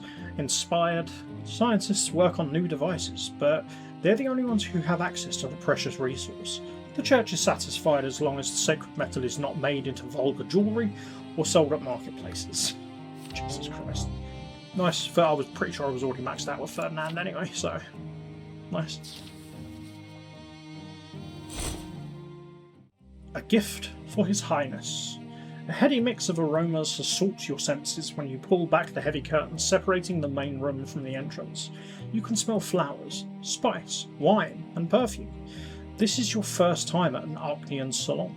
You've been invited there by the great strategist Ovidius Lacalus, who's also a member of the Imperial Council. You've not seen him before, but you decided not to refuse and to make the acquaintance. Many of the dignitaries seated at the tables are wearing masks, the soft sound of a mandolin accompanying the relaxed conversation. Someone is reciting poetry to their friends. You hear quiet laughter. As soon as you step aside, the hostess, an Archnean lady wearing a cherry-red dress, takes you by the arm and leads you to a table in the middle. She says that this is the place to enjoy fine arts and fine conversation. No one will dare to bother or judge you while you're here. The hostess indicates one of the masked Archneans with an unobtrusive nod, then reminds that it is tradition not to let it show if you recognise the masked guest. You'll be afforded the same dignity if you want to visit this salon incognito one day. You look over those present. A tall, broad-shouldered Archnean turns to look at you. The giant approaches you and hands you a glass of wine. Merriment can be heard in his bass voice. "My prince! Allow me to introduce myself, Ovidius Lacalus, Legion Commander and your humble servant. I'm glad to see you've accepted my invitation. Man of import always have a lot of work to do, but it's not all there is to life, is it? We rarely get a chance to spend a night in pleasant company, relax, or simply enjoy a conversation. Besides, I was hoping to get to know you a bit better. As you can see, we prefer to dispense with any unnecessary formalities here. This place is free of the burdens of our positions. For a while, we put the kowtowing and decorous small talk aside." Lucullus slaps you firmly on the shoulder and, raising his glass, takes a greedy swallow. For a while, you talk and you listen to Ovidius' amusing story about his dispute with a negligent supplier of tack for the Imperial Cavalry. Soon, under the influence of wine and the languid atmosphere of the salon, you relax. Lucullus's eyes gleam cunningly. "I have a little gift for you." Ovidius gets up from his seat and claps his hands to get everyone's attention. "Tonight, for the first time, we are joined by Prince Jerian Tempest, The heir to the throne is born to rule others, and I'd like the first person you have complete control over to be special, Your Highness. Where's this going? Lucullus gives a sign, and a servant brings out a girl who instantly catches everyone's eye. Her thick, jet black hair cascades over her bare shoulders. There's a fire burning in her bold eyes. Her revealing dress, embroidered with white gold thread, emphasises her elegance. She looks nothing like the noble Arclean ladies in the room as she walks over to you, radiating defiance and alluring mystery. This is Agatha, and her dance is the most magical thing in the world. I would like to give her to you. I hope you'll enjoy her company tonight. The Tempests may bestow the twins' grace upon us, but someone needs to shower them with love too. And the love Agatha spreads with her dance can truly rival that of the gods. Go on, Agatha. Dance for the prince. The girl shakes her head defiantly. When she speaks, her voice is deep and velvety. Her foreign accent inexplicably makes her even more attractive to you, like a dish seasoned with some intoxicating spice. My dance must be fueled by love, but there is no love for my new master in my heart, because I have only just met him. As for your order, noble Arclean, it holds no weight with me. You have given me to the prince, and are no longer my master. An indignant murmur sweeps around the Arcleans. Does this human woman not take too much upon herself? How dare she contradict the heir? Teach her obedience, prince! Agatha answers without looking at anyone except you. She speaks as if the two of you are the only ones in the room. Slaves and maids are commonplace, but my soul is unfettered. What value can there be in fear and blind submission? My heart yearns to tell you a story, master, a little fairy tale. Please heed this request, and your soul will be unburdened. I know tales of love and wisdom. Whatever you wish. I'm not sure why that's the accent I've settled on, but I'm committed at this point, so sorry. I apologise for this concubine's audacity, Your Highness. It's an oversight on my part. Human tales? What sort of drivel is this? You can just order her to dance. She won't dare disobey you. She knows it would cost her her life.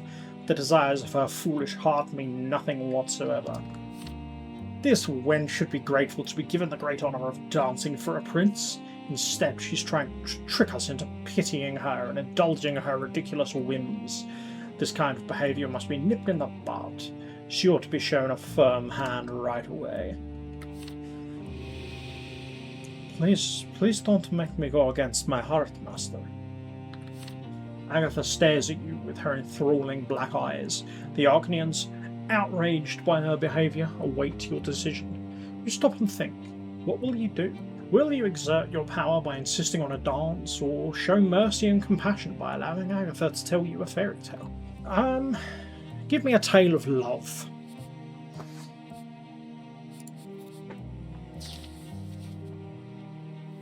You make it clear that, since Agatha now belongs to you, you will decide what she will and won't do next. You ask her to tell you a story about the power of love. Ovidius Lucullus can only shrug in bewilderment. The Arcleans whisper indignantly that soon they will have to live under an emperor who can be pushed around by a human wench. Not necessarily. Agatha sits down next to you. You feel caught in her dark, soulful eyes as she begins her tale. Her deep, velvety voice envelops you like a blanket. In Agatha's tale, a terrible monster kidnaps a young girl and holds her captive. She's frightened and sheds a lot of tears at first, but then she finds out that the monster has a heart of gold.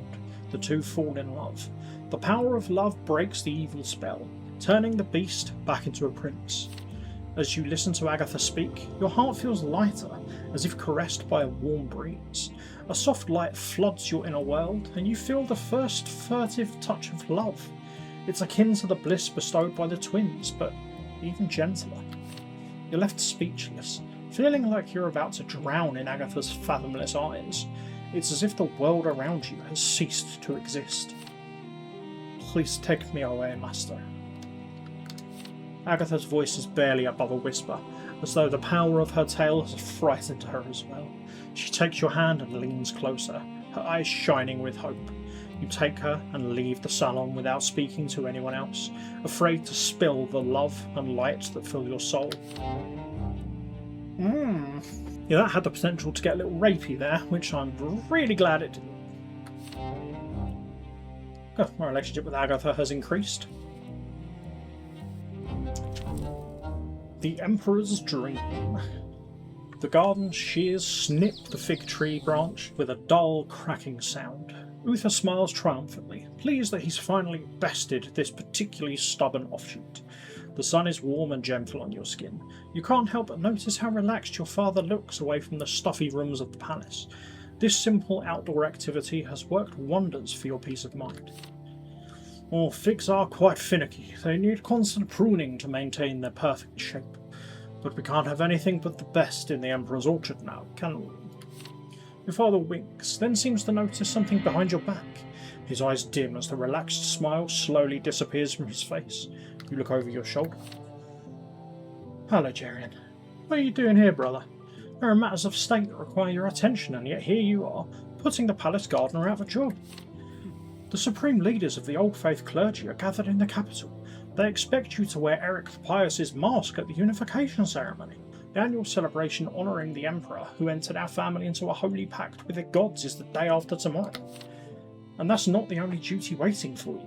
The Imperial House's state reception also requires your participation. All of the provincial high society will be there to see the Emperor and share their hopes for the Empire's future in person. If you refuse to do anything else, at least attend to these two matters. Both the state reception and the unification ceremony are quite urgent. Oh, you're worse than Cornelius, brother. Does it please you to ruin such a pleasant evening for me? I have no desire to listen to this. Here, catch. With a mischievous smirk, your father chucks a fig right at Gaius's head. Your uncle dodges with a put-upon sigh before sitting down on the bench next to you. The look he gives Uther speaks volumes. Gaius won't budge. You feel awkward, unsure how to react. Is politics the only thing you're willing to talk about? I wanted to share something with you, and believe me, it's just as important. Putting his garden shears aside, Uther sits down next to Gaius. Your father's gaze seems to wander before settling on some unforeseen faraway point. I had a dream the other night. In it, I walk towards the silver tree, clad in a simple shirt. I embrace it and fall asleep on its roots, and the holy tree covers me with its branches like a blanket. All my worries disappear beneath the canopy of its shining leaves, and I hear a voice. It instructs me. I need to travel to Margra and visit the silver tree. I need to go there incognito and see life in the Empire through the eyes of my subjects, rather than from my lofty throne. The Twins' holy site is the only thing that can bring me closer to understanding. It's hard to put into words. I feel like I've lost touch with the world. I no longer understand my role in it. I think a lot about my duty and the meaning of life, but my thoughts get stuck, and my questions drown in fog. My strength is waning. The weight on my shoulders grows heavier by the day. It's starting to feel like a mountain, and the blood tide doesn't have any answers for me either. It's unbearable. A pilgrimage to the silver tree will surely bring me back to life. It will show me the world's true colours, clear all this darkness from my mind. It would see the true limits of my duty to the Empire. I will do that duty, and then I will finally be free. Your father pauses a bright blue dragonfly that lands on his wrinkled hand. His face darkens, as if he's remembered something unpleasant. When he speaks next, he sounds somewhat irritated, but his resentment seems to be directed at Gaius rather than you. Jerian can fill in for me for now. Tell everyone that the Empire had other business to attend to. This can be a good opportunity for my son to test his skills. I'm sure he'll do just fine. That's not an option, brother. You can't just shift your responsibilities onto your heir. The subjects expect the Emperor to appear before them, not his son. That's just a formality. Jerian will inherit the throne anyway. Our subjects should get used to the changes that are coming. Jerian can deal with these urgent matters, and I'll finally get a chance to rest and clear my mind by embarking on this pilgrimage. Gaius shakes his head, but concedes defeat after a moment of silence. I see that you won't listen to me no matter what I say. Jerian, Perhaps you can make your father see reason. Cornelius and I are counting on you. Let your father go on the pilgrimage, make arrangements for the reception, or hold the ceremony. Oh dear. I think make arrangements for the reception is probably... No, sorry. I'm going to regret this decision, but I'm going to sacrifice my sanity and I will help Daddy out. Oh boy. Your ears ringing. You feel the blood tide screaming within you. Uther is the Emperor. You cannot replace him or act in his stead without being crowned. It's against the law. The roaring in your mind gets so loud you can barely stand. You dig your fingers into your temples so hard it hurts, forcing the voices of your ancestors to fall silent at last. You can't help but sympathise with your father as you look at him. If the pilgrimage matters that much to him, you're willing to do everything in your power to support the Emperor. Your father clearly needs rest. The burden of power weighs too heavily on him. You turn to Gaius and tell him that your father's search for the truth matters more than anything else right now. You don't mind shouldering all his responsibilities. You'll handle both the reception and the ceremony, and Gaius can help your father prepare for his pilgrimage to Margaret and to the Silver Tree. Your father's benevolent smile returns, his gaze filled with gratitude and relief. Your uncle's eyes widen in surprise. He looks impressed by your determination, although he expected a different outcome. Gaius drums his fingers on the armrest, the way he usually does when deciding on his next move in chess. I don't know the true reason for your decision, Jerian, whether you're guided by pity for your father or pride, but you are making a mistake. The family will be able to support you at the reception, but you will have to conduct the unification ceremony on your own, and I very much doubt you are ready for it. Oh, I didn't think about that. You spend the rest of the evening studying the intricacies of the ritual, in which you will wear a mask and transform into Eric the Pious. You're supposed to become him. The ancient ceremony is full of details and intricacies, but because you also have to prepare the reception, there's almost no time for a thorough study of the rite. Oh no, I've made mistakes here. The next morning, Cornelius comes to visit you, his face sparing in emotion, reveals barely restrained irritation and vexation. You have disappointed me, Jerian. Gaius and I had hoped you would be able to help us bring Uther to reason, not indulge his weakness. The palace reception and the unification ceremony are our way of showing the subjects that the Emperor is alive and that his power is unshakable. Your decision to replace your father, however, will give rise to a great many unnecessary rumours and suspicions. Oh, damn it! Since you're racing against the clock, you chose to ignore your uncle's barbs and instead accept his advice with a smile. The ancient rite is so full of little details, you barely have time to make sense of them all, but with so many matters to tackle at the same time, you find it impossible to concentrate.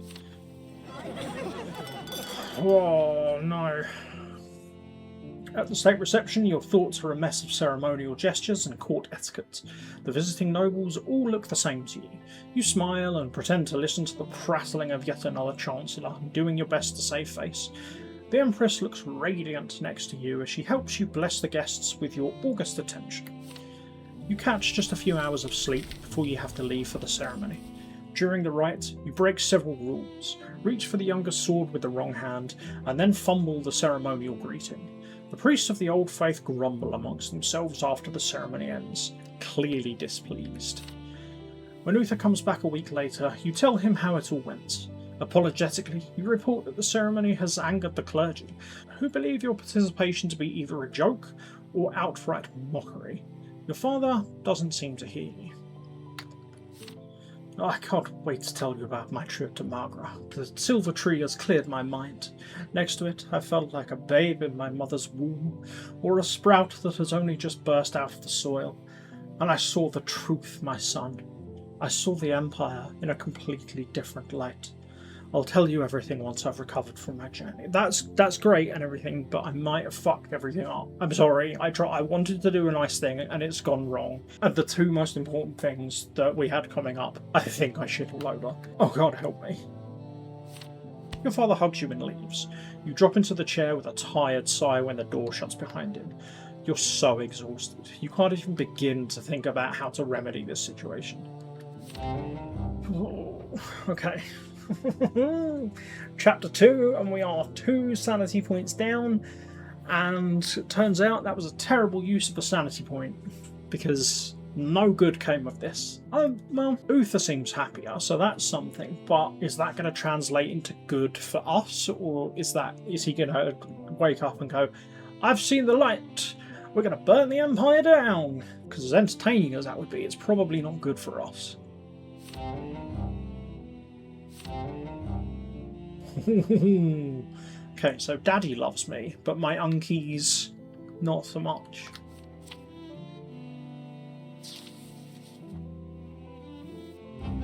Oh no.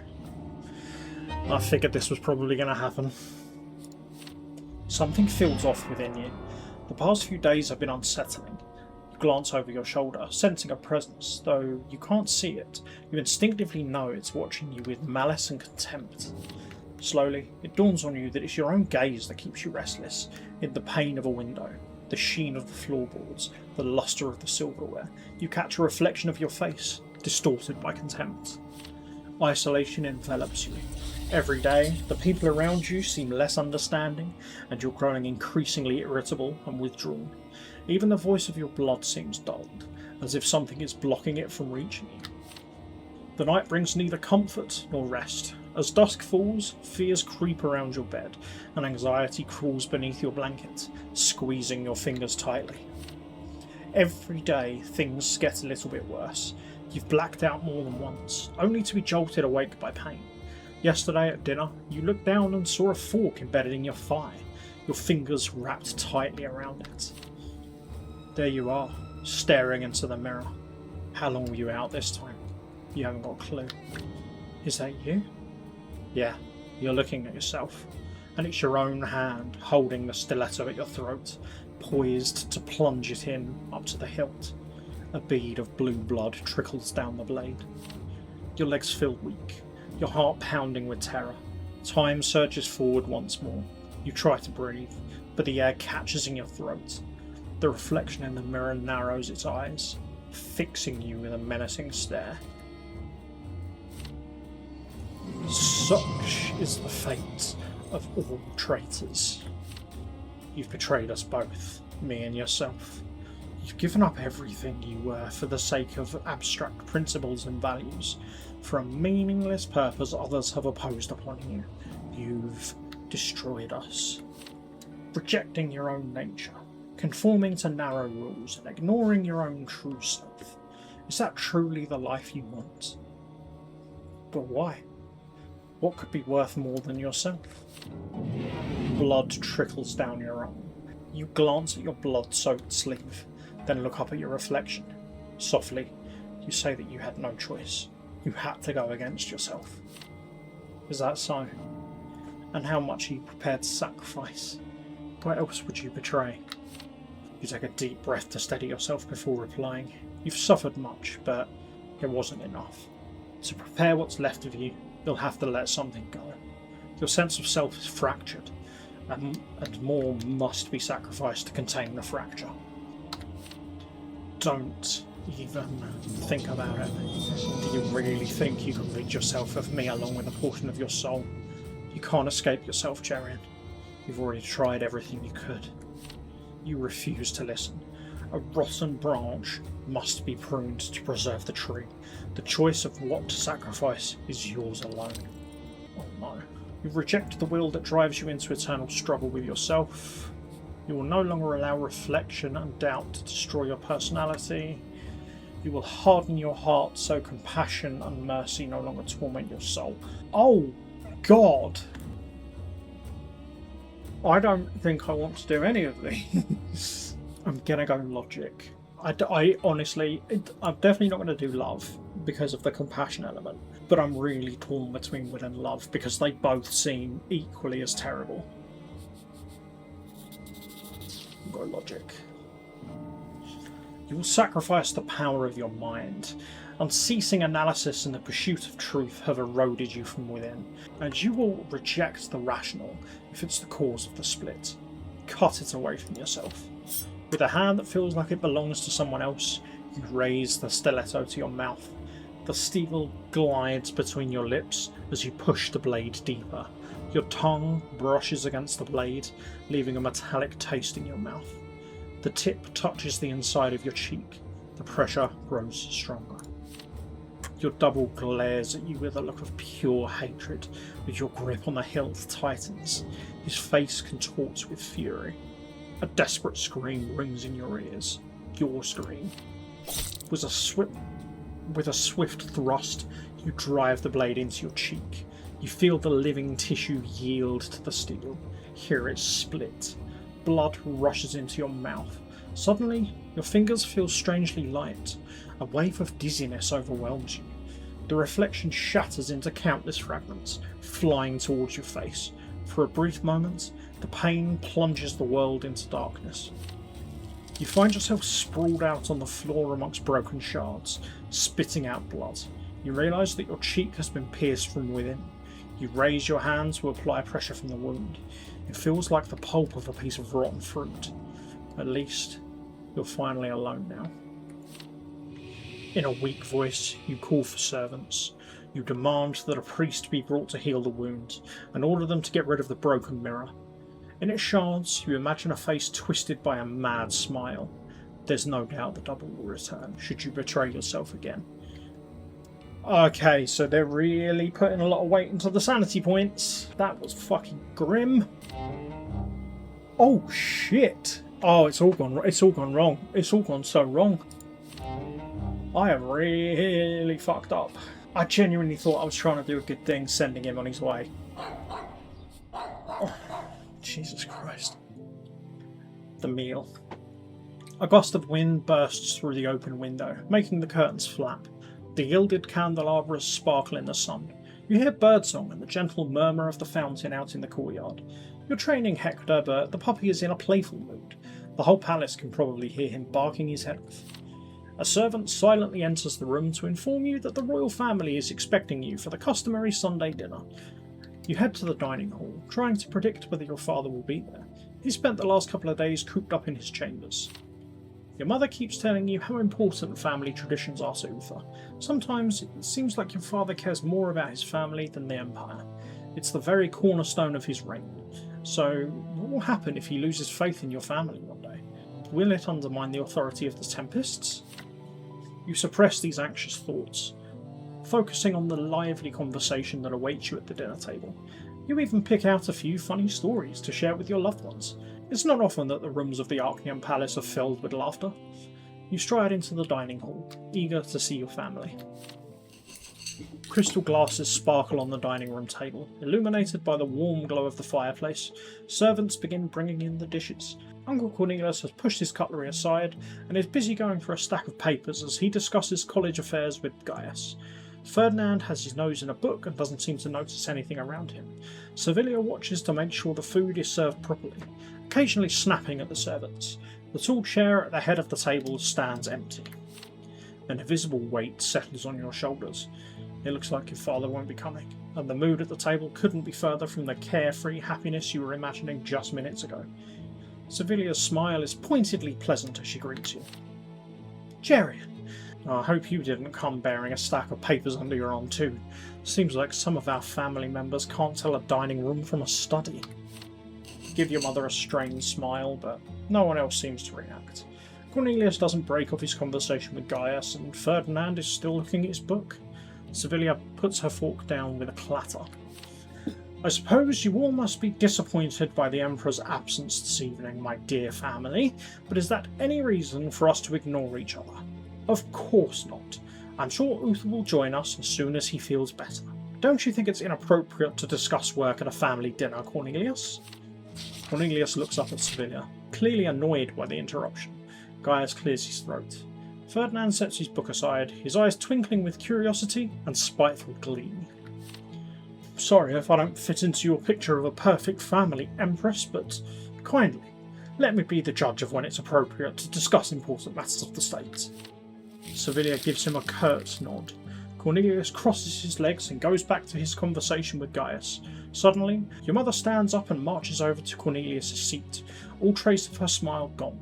Before anyone can react, she rips the papers out of his hand and throws them into the burning fireplace. Everyone stops, flabbergasted. Ferdinand reflexively hides his book behind his back. With a forceful exhale, your mother returns to her seat as though nothing has happened. Her face is a picture of affable politeness, her slightly pursed mouth the only thing that betrays her annoyance. White as a sheet, Cornelius slowly rises from his seat. His fists are clenched, and his voice trembles when he speaks. I have had to shoulder the responsibility for the entire empire lately. I didn't want to waste time on family get-togethers when so many things demand my urgent attention. But I still come out of respect for my family, and this is how you thank me. By incinerating the document I've been losing sleep over for the last week. If you had even a modicum of respect for your family, you'd pay attention to us instead of covering the dinner table with papers. You never dared to act like this in front of Uther, so what has changed? Gaius slumps over in his seat, fidgeting with the tablecloth. Ferdinand leans forward as though he doesn't want to miss a single moment of this. Hector starts barking somewhere on the other side of the door. Well, if that's the case, I'll stop wasting my time here. I have a meeting with Professor Condorcet, the Dean of the Imperial College tonight, though I suppose that's of little interest to you, Empress. Cornelius glares at the fireplace as it crackles away merrily, pursing his lips. He turns to face you and your brother. When he speaks, his voice is cold and businesslike. Professor Condorcet is going to make a speech on a proposed economic reform to a gathering of major industrialists from all over the provinces. Jerian, Ferdinand, you should attend too. This speech is of great importance to the future of the Empire. Is that so? Well, you're excused, Cornelius. You've disrespected us enough tonight. Servilia pauses to look at everyone gathered at the table. Her face is a mask of calm politeness, but her voice rings like steel. The same applies to the rest of you. If you have nothing to say to each other, I suggest we end this farce right now. Do not burden either yourselves or me with the pretense that ancestral traditions mean anything to you at all. You notice the corner of your mother's pursed lips quivering imperceptibly. She pauses for a moment, then picks up a fork and helps herself to a piece of blackberry glazed pheasant, which has grown cold by now. A servant brings out dessert, a cake covered in snow-white frosting, topped by the Tempest family crest. Without another word, Cornelius wipes his lips with a napkin and departs. Ferdinand quietly apologises to the Empress and hurries after him. You remain at the table in the company of Gaius and Servilia. Both of them are silent. You have no desire to eat. Your uncle carefully pours himself some wine. Your thoughts whirl as you struggle to come up with a solution to this mess. Should you intervene and try and reconcile your family, or would you be better off following Uncle Cornelius to the college? You gaze at your empty plate, trying to decide what's most important to you right now. Servilia should apologise. Oh, okay, the lock of sanity's already unlocked. Oh, thank God, because that's what I want to do. I want to go to the college, but I also think Uther needs to sort his shit out, because I sacrificed a lot. I sacrificed a portion of my brain for him to go off and get his head right. He's come back and has clearly not done that. He needs to sort this shit out. I'm not in charge yet, it's not my responsibility. You thank your mother for dinner and tell her that you'd like to check on Uther now. Servilia gives you a silent nod without looking up from her plate. After leaving the dining room, you hurry down the hallways to your father's private quarters, but freeze outside his door, suddenly hesitant. Why would Uther want to reconcile your family when he spurned their dinner so easily? You stand there for a moment, then rap your knuckles against the door decisively and enter. The room is dim, the heavy curtains blocking out the sunlight. You notice some papers scattered on the desk, as if some work had been left unfinished. Uther is sitting in a chair, and he turns to you slowly and reluctantly when you enter. There are deep shadows under his eyes. You apologise for disturbing your father, before informing him of what happened at family dinner. He looks at you acrimoniously, his voice cold. And you want me to reconcile them? I thought you were capable of managing your own family while I'm otherwise occupied. You look away from your father's heavy, gloomy stare.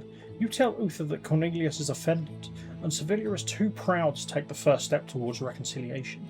If there's anyone who can restore order in your family, it's Uther. The Emperor heaves a sigh. Well then, I'll do my duty and intervene this time. I do understand how important the tradition of our family dinners is. Going forward, I expect you to deal with issues like these on your own, son. You're old enough for that. Why are you being such a dick? You spent the rest of the day racked by worries and doubts. Was this the right call? Maybe you shouldn't have bothered your ailing father. You used him for his influence when he was weak in both body and mind. No, I asked him to act like the head of the family, because he's the head of the family. But when the next Sunday rolls around, a servant comes to summon you to the customary family dinner. You enter the hall with slight trepidation, only to find your family sitting at the food-laden table once more. To your surprise and joy, your father is present as well. He's in his rightful place at the head of the table, nonchalantly sipping a glass of wine. Cornelius is in the middle of an animated discussion with Servilia, and Ferdinand is telling Gaius a joke he overheard in a lowball neighbourhood. Your mother squeezes your hand quietly as you take the seat next to her. You smile. The atmosphere of domestic bliss and mutual support covers you like a blanket. You spend the evening laughing together, exchanging friendly barbs, talking about this and that, and sharing pleasant memories. You keep casting furtive glances at your father. He looks tired and haggard, even though he seems to genuinely enjoy the company of his family. In the middle of dinner, Uther suddenly gestures for his personal servants to approach him. They seem to know what the Emperor wants as they take him by the arms and lead him out of the dining room. Uther waves Servilia's questioning look away, saying that he has urgent matters to attend to. I accept that. I disagree with it, but I accept it.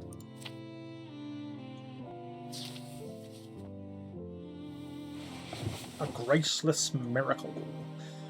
You pull the overly tight collar of your ceremonial robe away from your neck to give yourself some breathing room.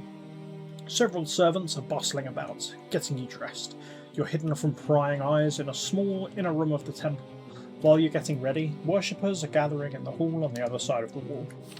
A thin Arcnian man stands in front of you like a solemn statue.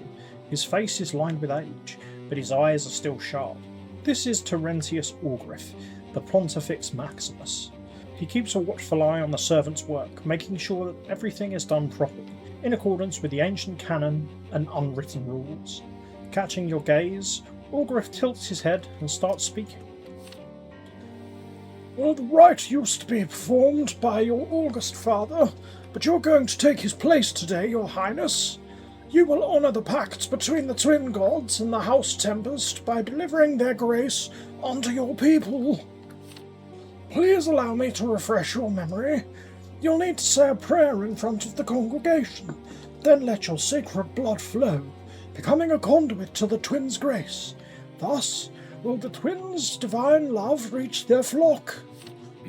Still tugging at your collar, you cautiously ask the Pontifex, how can you be the conduit of divine love if you've not received the priest's sacrament? Oh, not to worry, your highness. As a Tempest, you had your sacrament when you entered the Blood Tide. The pact with the twin gods wasn't made with you personally, but rather with your Blood Tide, which means that all your ancestors and descendants are beholden to it. A Tempest slot is to be the tool of the twins in the land of the living.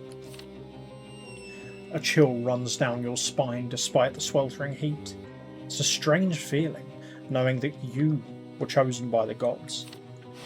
The servants fasten a heavy, fur-lined mantle to your shoulders, then spread the train out onto the floor behind your back. It takes some effort to not bend backwards beneath the bulk. It's even harder to breathe with the added weight piled on top of you.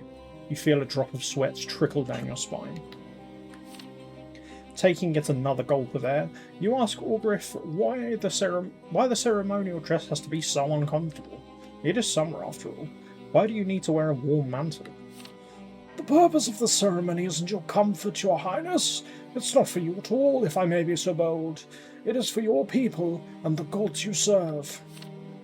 The Pontifex's words are not unkind, but they still feel like fingernails on a chalkboard. You cringe involuntarily. You don't get the chance to ask any more questions before an acolyte announces you to the crowd. The tall, heavy doors creak open. You take several steps forward and stop on a raised platform overlooking the enormous ceremonial hall. Hundreds of churchgoers have gathered inside the room, and you can see through the open temple gates that the square outside is crowded as well. Their quiet chatter dies down. Everyone is looking at you. You close your eyes and start reciting a prayer, trying to think about the twins and build a connection with them. You used to feel the divine presence so vividly whenever you visited the temple. Just what will you feel now, when you're supposed to act as a conduit for the twins' love? Their grace is about to flow through you and touch everyone present. Will you be able to withstand the onslaught of the divine power? You approach the grim statue of the younger and run your hand along the blade. You call out to the twins with your whole heart. You raise your cut palm high in the air and let your blue blood flow freely. Blood for faith. Your cry cuts through the silence like thunder, the boundless sea of people answering kind, "Faith for blood!" The people look skyward, and some unfathomable light seems to illuminate their faces. You see smiles and hear delighted peals of laughter. Boundless joy overtakes the crowd. They reach for you, their eyes shining with bliss as they cry out to praise the twins. You wait for the same emotions to grip you, but there is nothing. You try to resonate with the divine presence like everyone else, but it's all in vain. Not even an echo of the twins' grace reaches you. Your mind is crystal clear as you look over the congregation. Your hand hurts. The rough fabric of your robe digs into your throat. All the while, the crowd before you is going mad from the joy you've bestowed upon them. Once the elated high settles a little bit, someone addresses you from the front rows. It's one of the new faith priests clad in a white robe, praising you and the twins. He shouts that since the twins shower the people with their love through the tempests, it would only be fair for you to show the gods how much the people love them too. The priest asks whether this is within the scope of your abilities, since the tempests are the gods' conduits and tools in the world. Before you can react, another priest, this one in the black garbs of the old believers, shouts back in indignation that mortals have nothing to offer to the gods. The twins are absolute. They grant everyone their law and their love, and that is enough. The people have nothing they might need. The priests start arguing, but after a while they turn to you. They want the conduit of divine grace himself to say whether he can convey mortals' love to the twins. Does he feel that the gods would accept it? All eyes are trained on you once more. The crowd goes silent, waiting for you to answer. But you don't have an answer. Should you tell them what the new faith priests want to hear, or should you claim that the old believer is right? Or should you tell the truth and admit to your own confusion? Never, unless I'm doing an old faith playthrough. Screw the old faith. You decide to lie that you can convey subject, blah blah blah. You decide to admit that the holy rite makes you feel nothing. You don't know the answer to this question. That feels like a terrible decision. All three of these feel like terrible decisions. I feel like telling them the truth is just going to ostracize both churches, which is bad. I'm going to side with the new believers because, like I said, screw the old church. Or the old faith, sorry. You turn your attention inward and try to find the answers, but there's nothing. The gods are dead silent. Still, you need to tell these people something. Supporting the new faith priest seems like a good decision. You proclaim that you're communicating the love of everyone present to the twins as you speak, and they value it just like mortals value their divine grace. As soon as you say that, a cacophony of voices come crashing over you. Hundreds of people shouting words of love for you to pass on to the twins. In an effort to make themselves heard, everyone tries to scream loud enough to drown out the rest. You stand there frozen, stunned by the roar of the crowd. They express their love with such fervour that you can't help but sympathise with them. You might be deaf to the twins' grace, but you can hardly ignore these people's love. When the noise starts to die down, the Pontifex appears behind you and takes you back to the room beyond the tall double door. You're full of surprises, Your Highness. Tyrannitus Orgriff gives you a long, piercing look. He seems to be perfectly aware of the fact that you just lied. I'm aware that you must have a lot of questions. You'll get your answers in due course, but for now, I need to reassure the flock. The Pontifex Maximus walks away, leaving you alone in the empty room. You're finally free to rip the heavy mantle from your shoulders and undo the button on the hateful collar. Today, you gave your subjects hope that the gods hear them and accept earthly love. You've bestowed the twins' grace upon thousands of people, but why has it passed you by? There is no one nearby to answer. You fall to your knees in exhaustion. Ma-da-da-da. I've missed the da-da-da-da. Oh boy. Jeez, this is such a long chapter. I probably should have split this into 2 videos, but we're committed at this point. If you're still watching, you're a real one. Eterna, 1133. Protocol of the 6th Assembly of the Acolytes of the New True Faith. Committed to writing by Father Brian, who was present at said assembly. The assembly received a report from Luke, Patriarch of Archnia, pertaining to the following. Item the first. The unbearable loss of Photis, Patriarch of Marmara, summoned by the twins to their side in the autumn, but not the winter of his years. An ungodly crime has been committed. Photis was stabbed to death in broad daylight in the Anazot main square as he delivered a divinely inspired sermon to the multitudinous flock there present.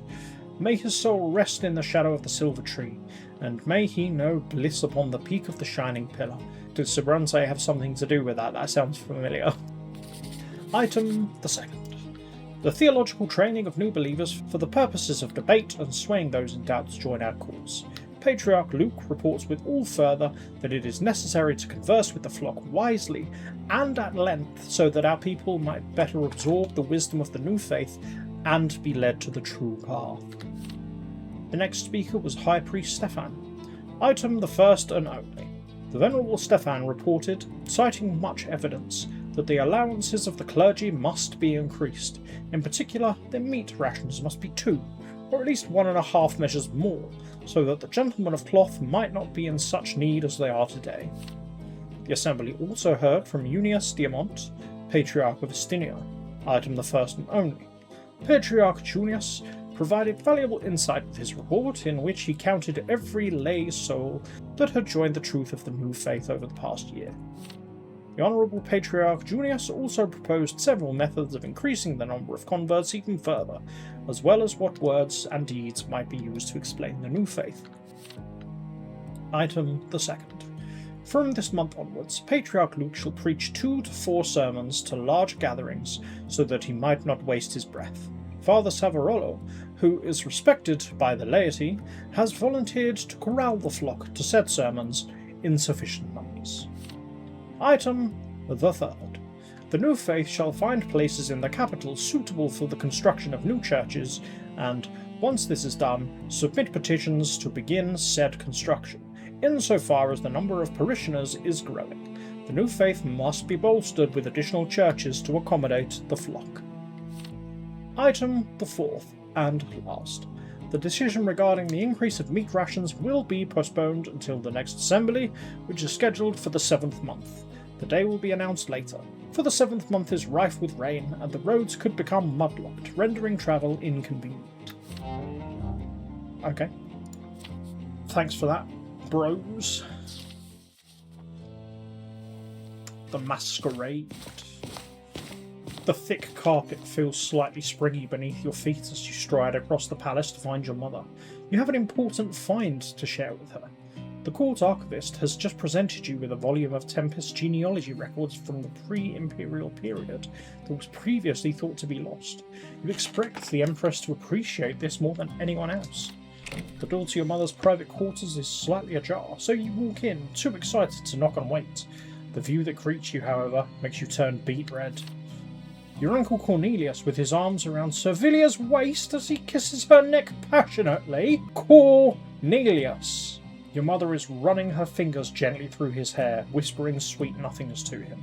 When Cornelius looks over to find you standing in the doorway, his expression is annoyed rather than embarrassed. Oh, I'm sorry, did I get in the way of you fucking my mother? So the snippets of rumours and allusions to your mother's infidelity circulating the palace are true after all.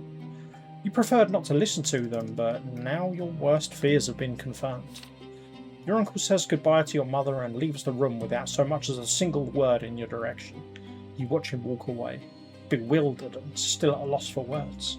When you finally regain your presence of mind, you take several decisive steps towards Sevilla. She finally turns to you, and you recognise that her entire face is covered by a velvet mask. It is green and white, the colours of the Monroe crest. You try to sound confident as you demand an explanation, but there's still a telltale quaver in your voice. Sevilla flings her arms up in the air. Her quiet laughter reminds you of a crystal bell chiming. The slits in the mask reveal merry sparks dancing in her eyes. Well, good day to you too, Your Highness. I'm afraid you have the wrong person. I'm not your mother. My name is Sevilla Monroe. You've caught us at the end of our rendezvous, but no matter. It's no secret that Cornelius Tempest holds a special place in my heart. But your expression tells me that you find this explanation lacking, my prince. Perhaps your mother can explain it better than I. Sevilla takes off her mask, and her entire countenance transforms in a matter of seconds. Her relaxed bearing becomes strict and forbidding, and the look in her eyes grows cold. I'm sorry for not explaining this tradition to you sooner, son. Masks are an important part of our culture. When an Arcanian puts on a mask, they quite literally become another person. This feels like swinging, Mum. As Empress Sevilla Tempest, I would never betray my husband, nor would I put anything before my family. But Sevilla Monroe, the person who appears when I don my maiden mask, she's different. She still loves Cornelius and enjoys spending time with him. You frown as you try to process her words. Your mother doesn't seem the slightest bit embarrassed or guilty. Her tone is patronising, as though she's explaining dining etiquette to an uncouth commoner. You point out that, despite the tradition, her behaviour reflects poorly on House Tempest. The rumours of her affair with Cornelius have reached your ears as well. A gossip like that is unacceptable, since it tarnishes the Emperor's reputation. Sevilla lifts her head to look down her nose at you. Oh, I know where those rumours come from. Humans. They're just not cut out to be nobility. Those lowly, pedestrian beings have no understanding whatsoever of Arcanian culture. They need to be constantly reminded of their place in the world. You are my son and the Emperor's heir. When you hear someone speak ill of our house, you should silence them with a sword instead of demanding explanations. I view you as the champion of our family's honour and interests, for our blood tide flows within you. Protecting this honour is your duty as a Tempest. The tradition of wearing masks is part of our great culture. Human minds are too feeble to grasp it. They ought not to speak of things beyond their understanding. I trust that your reign will be remembered in the glorious annals of the Tempest history as our golden age. So go forth and be our hero. Defend our family honour and our Arcanian culture. Put ignorant people who dare to defame our house in their place. Interesting that the Lock of Legacy is unlocked, considering I'm a big fat zero. So I can protect my family's honour. You'll personally introduce punishment for those who tarnish the honour and dignity of the Tempests. You will call upon the Arcanian nobility to stand up for the honour of the Imperial family. I don't like either of those because, like I said, the tradition of masks is just swinging. And while, I'm not here to judge, it does reflect poorly on us as a family. Let's ask other Arcanians for help. I don't like either of those options. Man, that one decision has really just effed me in the eye. Your mother has high hopes for you, and this is just a reminder of your duty. You cannot let her down. Squaring your shoulders, you promise her that you will address the situation personally and put an end to the gossip. I knew I could count on you, darling. Thank you. You reach out to the leaders of the Arcanian nobility and ask them to defend your family's honour. You suggest that it would only be right if the incensed Arcanians put a stop to the rumour that are tarnishing the Emperor's good name. Some of the nobles are willing to support you, but you still need to convince the leaders of the great houses and the aristocratic orders. Fortunately, you're familiar with the key figures of Arcanian society, so it only takes a few letters, conversations, subtly dropped hints, and promises to get things moving. Arcanian nobles will now demand a court of honour whenever humans dare speak out against House Tempest or Empress Servilia. Sometime later, a wave of courts of honour rolls through the Empire. Arcanians demand satisfaction for any careless words said by humans at the Tempest's expense. After this bloody lesson, no one dares spread gossip about your family any longer. No, that is... No, I don't like that. I don't like that. I'm having to compromise my morals. Over the horizon. A cold, salty wind ruffles your hair as your carriage rattles along the chipped pavement. The air is thick with a smell of fish, seaweed and damp wood. Your carriage enters the docks.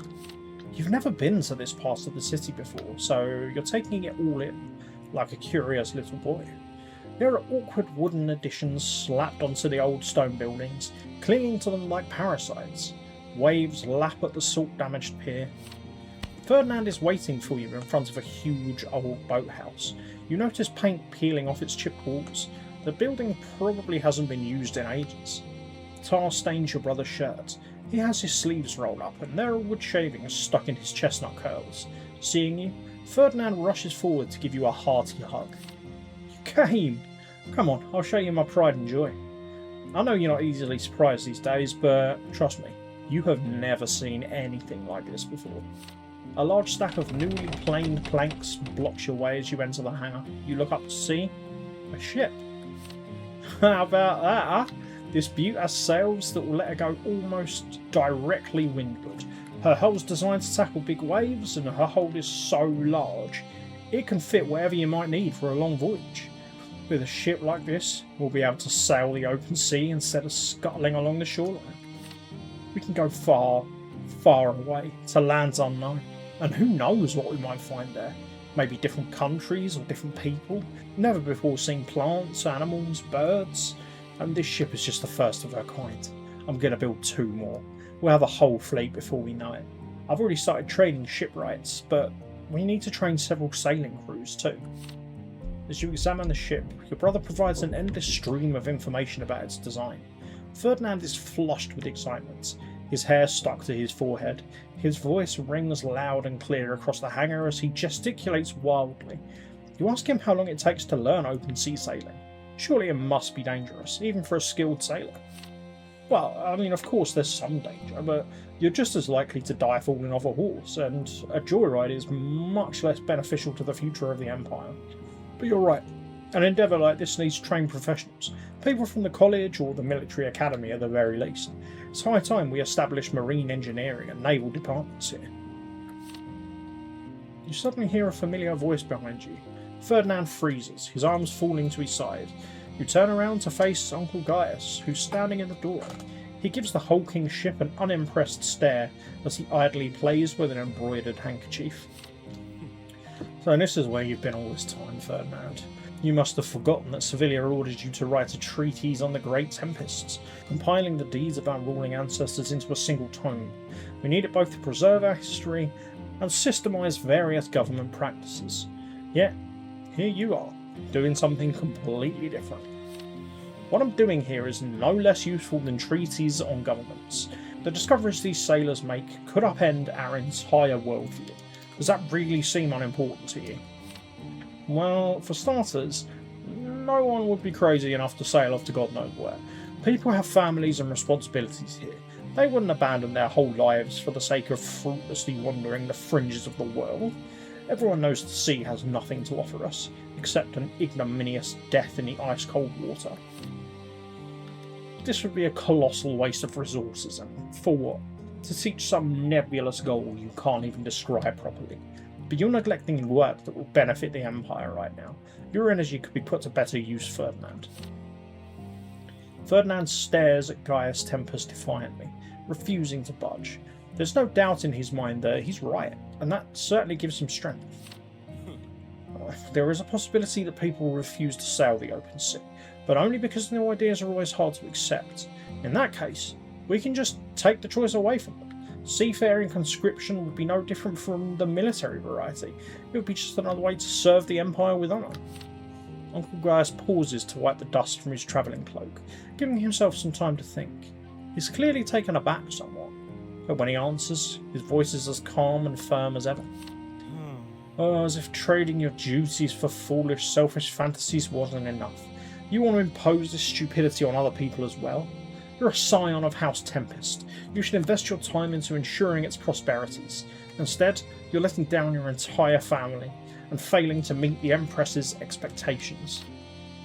I can't stand digging through musty old books when I could be doing something tangibly useful. Who needs a treatise on the adventures of some dead men when they can explore undiscovered lands overseas? Enough. I'd hoped your projects would at least serve the Empire, but now I see that you think only of yourself. Do not count on my support any longer, nor on that of anyone else in the family, and I advise you to remember your lot. The work you are engaged in is unworthy of a nobleman. Old Ferdy, he's got my support. As he says lot, Gaius reaches out and brushes fresh sawdust from Ferdinand's shoulder. Your brother flinches, turning to you with desperate hope in his eyes. Oh no. No. This is what I want to do, but the last sanity point I spent didn't go well for me.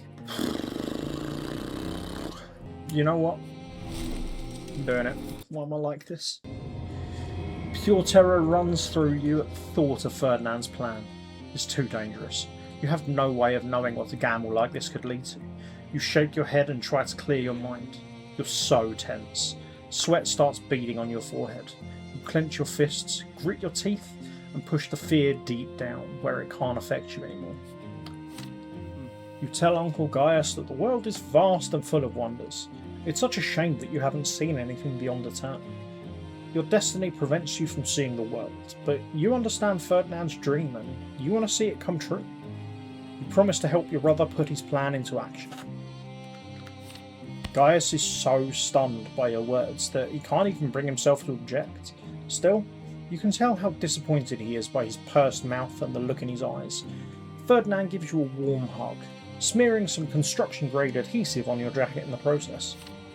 Oh, I knew I could count on you. I used to be the only one who believed in this vision, but now there's two of us. It's wondrous to know that I'm not alone in this big, wide world. No, I've got your back, Ferdy. Just remember that when I'm rocking in the corner and throwing my own feces at the wall because my brain has completely shattered. You and Gaia share a carriage back to the palace, but he's silent the entire way there.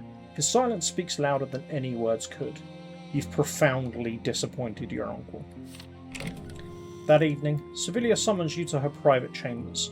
You open the door to find her standing by the window with her back to you. She doesn't turn around. When she speaks, her voice is like a cold draft on a chilly night. Do you even realise what you're doing? There's nothing outside the Empire. Absolutely nothing, Jerian. I don't believe you. We're going to lose Ferdinand and all those unfortunate people whom he takes with him to the depths of the sea. Your brother and the hundreds of naval officers will die, instead of remaining at home with their families and supporting us and the Empire through faithful service. Praise the twins. Building the fleet will take more than a year, and perhaps I will still be able to persuade Ferdinand. And for you, this time will be an opportunity to realise what a mistake you have made and how you have failed us.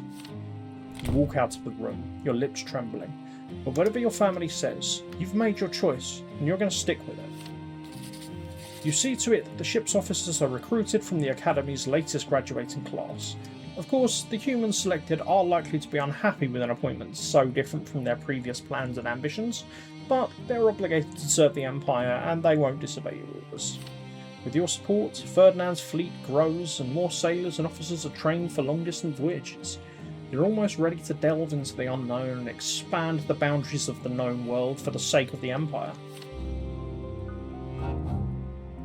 Oh, got a new event. Okay.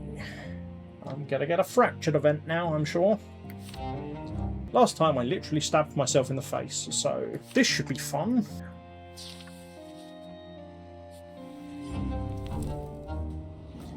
Dissolution. Oh boy. Your hands tremble. Waves of sharp, stinging pain flood your mind. This pain is what has jolted you back to your senses. Your heart pounds wildly. Your fingers clutch something small, slippery and warm. Blood covers your shirt, your hands and your face.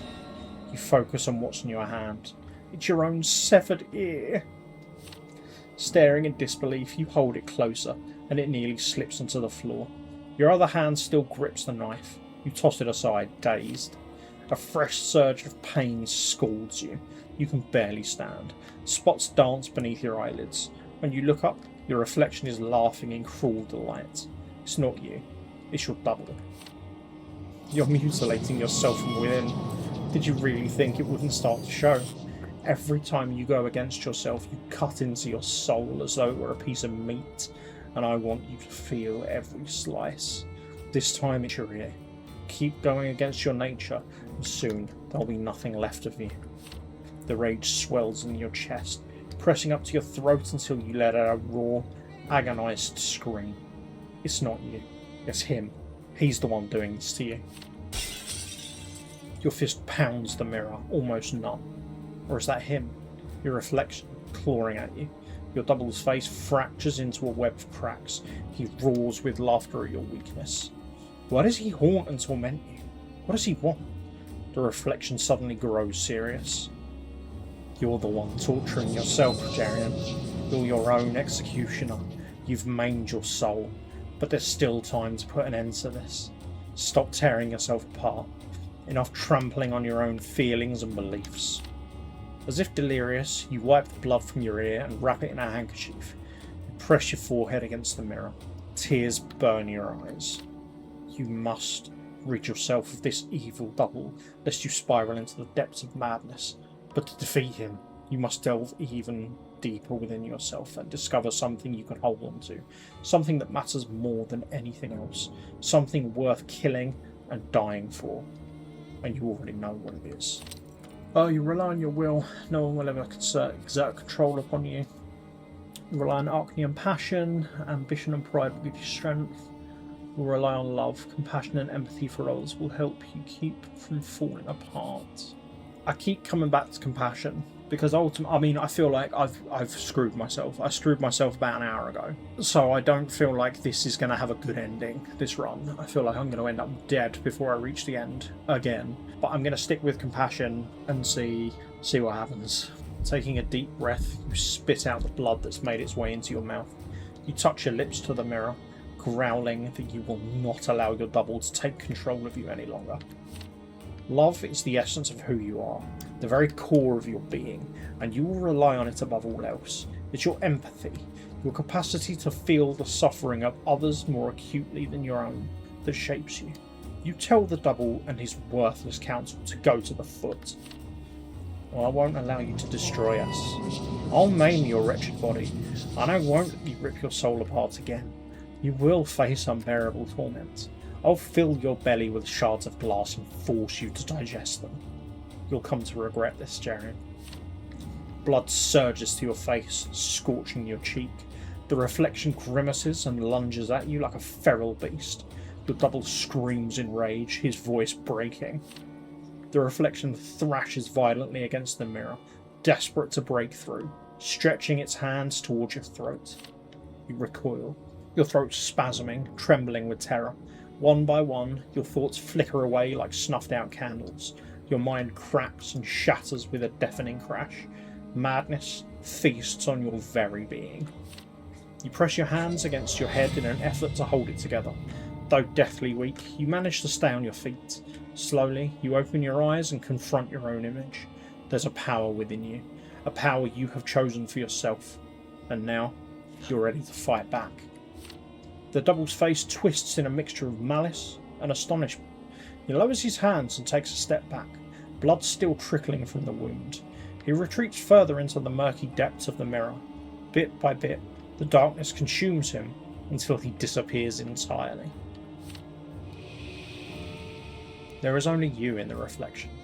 Carefully touching the wound, you silently thank the twins for the healing powers of priests, which can at least mend bodily injuries. But what of the illness of your soul? Listening to yourself, you feel changes. With the double's departure, a portion of you has faded away. Your memories, your skills, some of them are gone, and yet you sense a newfound power coursing through you, filling your muscles. You've discovered your source of strength. From now on, love is your weapon. Fear no longer grips you. Should the mirror double return, you'll have the strength to counter his fury. You will annihilate him. Well, that went better than last time, ear cutting and glass digesting aside. Oh, I think that's the first time my skills have dropped. Everything else has been free-falling for a while, but they were holding steady until now. Betrothed. Your brocade cravat feels scratchy against your neck. Your fingers keep twitching from the urge to loosen the knot at least a little bit, but you stop yourself. Today it calls for a full ceremonial dress. The palace is holding a reception to introduce you to your fiancée, the future empress. The hall is lavishly decorated, and the food on the buffet table smells exquisite. Polished wine glasses sparkle on top of a crisp, snow-white tablecloth. Banners bearing the Tempest coat of arms hang from the ceiling like dragon tongues. Several days ago, Servilia summoned you to her chambers for an important conversation. Her eyes were filled with motherly love as she offered you a demitasse of strong coffee before broaching the subject of your future nuptials. My dear, I'm sure you realise that a crown prince's marriage needs to comply with the interests of the Empire, as well as our sacred traditions. Customarily, the future empresses are selected from the daughters of the great houses, in a very particular order. You've been matched with a young lady from House Orgriff. We've chosen the best of the best for you, darling. Your betrothed is a noble lady of rare beauty, and quite intelligent at that, but more importantly, she's loyal. It's a distinguished feature of her family. Her name is Lucrezia Orgriff, and we're holding a reception where you'll be introduced. So here you are, anxious and excited as you stand in the reception hall with your mother by your side, peering into the crowd. That cursed cravat is almost choking you. Servilia catches your hand as you reach to loosen the knot, then fixes it herself with a smile. It feels even worse now. Suddenly, a surprised, perhaps you could even say alarmed murmur spreads through the crowd. You turn to find Archduke Tarquinius Melanidas proudly striding through the hall with his own daughter Octavia in tow. You nod in response to his bow, inwardly perplexed. But why has the Melanidas' arrival unsettled everyone so much? Your mother touches your sleeve to get your attention, then indicates the stranger who has just entered the hall, accompanied by several Orgriff representatives. This must be your fiancée. A slender girl in a peach-coloured gown of classic cut comes towards you. Her chestnut hair is arranged in an elegant hairstyle. Soft features, an open, sincere gaze, a sweet half-smile. She offers you her hand, allowing you to brush a kiss against her slim wrist, then retreats to her relatives with a curtsy. You find yourself hesitant. It's impossible to tell what kind of person your fiancée really is behind her pleasant facade. You don't know her, and none of this was your choice. Your family and Arknian tradition have determined who you must spend the rest of your life with. But are you ready to submit to this union without protest? The wind outside the window stirs the trees in the park, and the stuffiness of the hall becomes unbearable. After excusing yourself to the guests, you say that you need some air and move to the open window. A couple of minutes pass, and your solitude is interrupted by an Arknian woman in a revealing emerald dress. Her sharp little claws lightly touch your shoulder, and her green, slightly slanted eyes travel over you appraisingly from head to toe. Octavia Melanidas flashes you a playful smile. The shimmering necklace that adorns her chest reminds you of scales. So this is what you are like, Jerian Tempest. A pleasure to make your acquaintance, though I confess I imagined our first meeting quite differently. You withdrew from the guests so suddenly. Tell me, what dark thoughts trouble your bright mind? Octavia adjusts her hair and gives you a cunning smile, baring her pearly white teeth. You can't look away from the mischievous glint in her eyes, which seems to draw you in. With a hesitant smile, you tell her that you're simply lost in thought. Oh, I understand. There's a lot of food for thought here, my prince. They say boredom is the most vicious kind of torture, and that's what you ought to expect from marital bliss. To think that your own mother's treachery would doom you so. Oh, please don't look so surprised. It wasn't supposed to be this way. The line of succession had a Melanidas set to be the next empress. You and I were promised to each other before we were even born. I was so excited to meet you, to marry you, to spend our wedding night together. But the Tempest decided to trample upon this ancient tradition. Your mother lies to you. She does not care in the least about the old order or obligations to the great houses. All of that is merely a pretext to play her game and marry you to the one who will be convenient and personally loyal to her. You arch an eyebrow in surprise. Octavia's eyes are full of mockery. She continues, idly tracing lines on your silk shirt with a fingernail. And do you know the reason? It's almost laughable, but the Tempest family bears a grudge because my father demanded the return of the gold he had generously lent to the Imperial Treasury. You and I are merely pawns in our family's game. So here's a word of advice, my prince. Enjoy your freedom while it lasts. Once all is said and done and your wedding toasts are over, Lucrezia will put you on a leash even shorter than the one your mother currently keeps you on. Octavia closes the short distance between your bodies to loosen your garrote a bit. The intoxicating scent of her perfume suddenly hits you. Her sly gaze caresses you like a playful tongue. She curves her lips in a barely there smile and leaves. It's only then that you breathe a sigh of relief. Returning to the guests, you find Lucrezia with your eyes, surrounded by several other young Archean ladies. Noticing your glance, she leaves her friends and approaches you with a smile. You really shouldn't make eyes at me like that, Prince Jerian. As it happens, this is my first time seeing you as well. You and I are in the same boat. You tell her in a reserved tone that you are pleased to make her acquaintance. The stale air of the room has left your mouth dry. It is quite stuffy in here, isn't it, Your Highness? At this rate, I fear this hall might turn into a sauna, and someone will have to fetch smelling salts for us. Why couldn't they have let us meet in the park? Preferably alone. Your fiancée brushes a stray strand of hair away from her forehead and secures it with a pin. You offer her your arm to lead her into the centre of the room, as tradition dictates. Servilia addresses the guests with a welcoming speech, but you can barely focus on her words. Everything is swimming before your eyes. Your jacket feels too tight. Lucrezia grips your elbow and whispers to you, her words rushed and low. Just squeeze my hand, Jerian. It will be over before you know it. Honestly, I'm not too pleased with this reception either, but what can we do? Tradition and duty to the Empire are stronger than either of us. There's a round of applause as Servilia finishes her speech. The tight grip you have on Lucrezia's delicate hands seems to help clear your mind a little. You take a deep breath. Meanwhile, Tarquinius Melanidas steps forward. He raises his glass and pauses expectantly, waiting for silence. Once he has everyone's attention, he turns to you and toasts with a caustic smile. To the power of the Archean houses. An age-old memory of him toasting you in the same manner in Martha's house bubbles to the surface. Melanidas doesn't lower his glass. Your guests exchange silent glances. The Melanidases are a great house. My daughter was raised to be the future empress. She's been saving herself to perform her duty with honour, but now her birthright has been ripped away from her. If even the Tempests go against tradition, what are we to expect from the rest? It's no surprise that humans are so eager to trample the existing order. A fish rots from the head down, after all.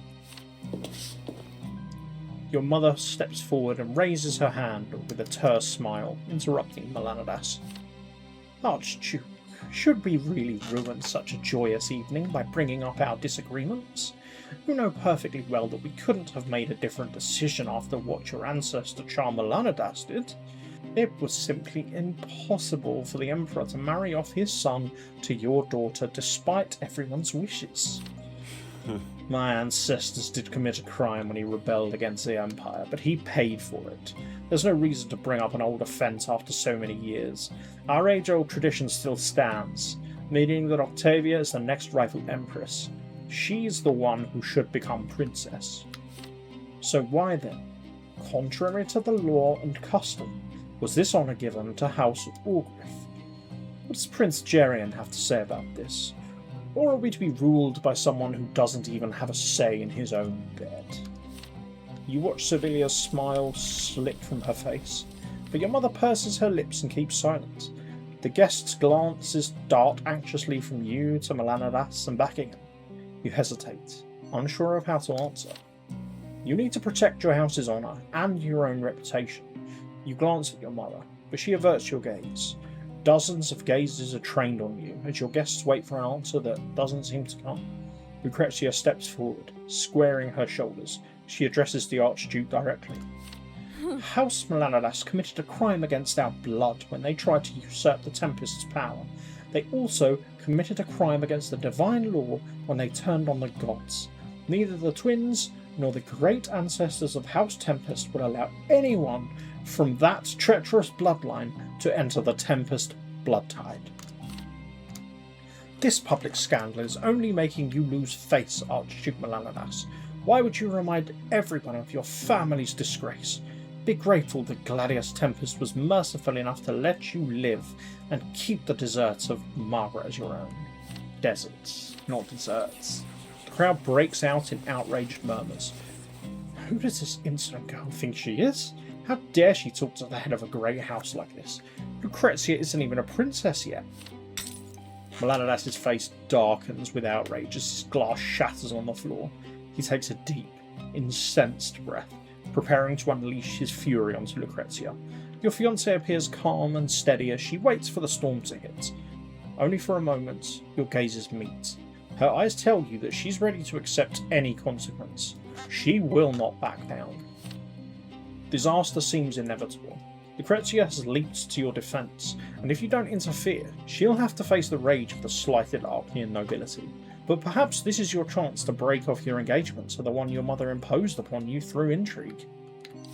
But I'm not breaking off the engagement. I can't. I don't have the spare brain. Let's invoke my blood. You stand up for your fiancé. You remind the Melanadas family of their uprising against the Tempests. You take a few steps forward and raise your voice to get the crowd's attention. That's enough. The hubbub, the fun word, quiets down in an instant. You remind everyone that an Arknian marriage is, first and foremost, a sacred joining of blood tides.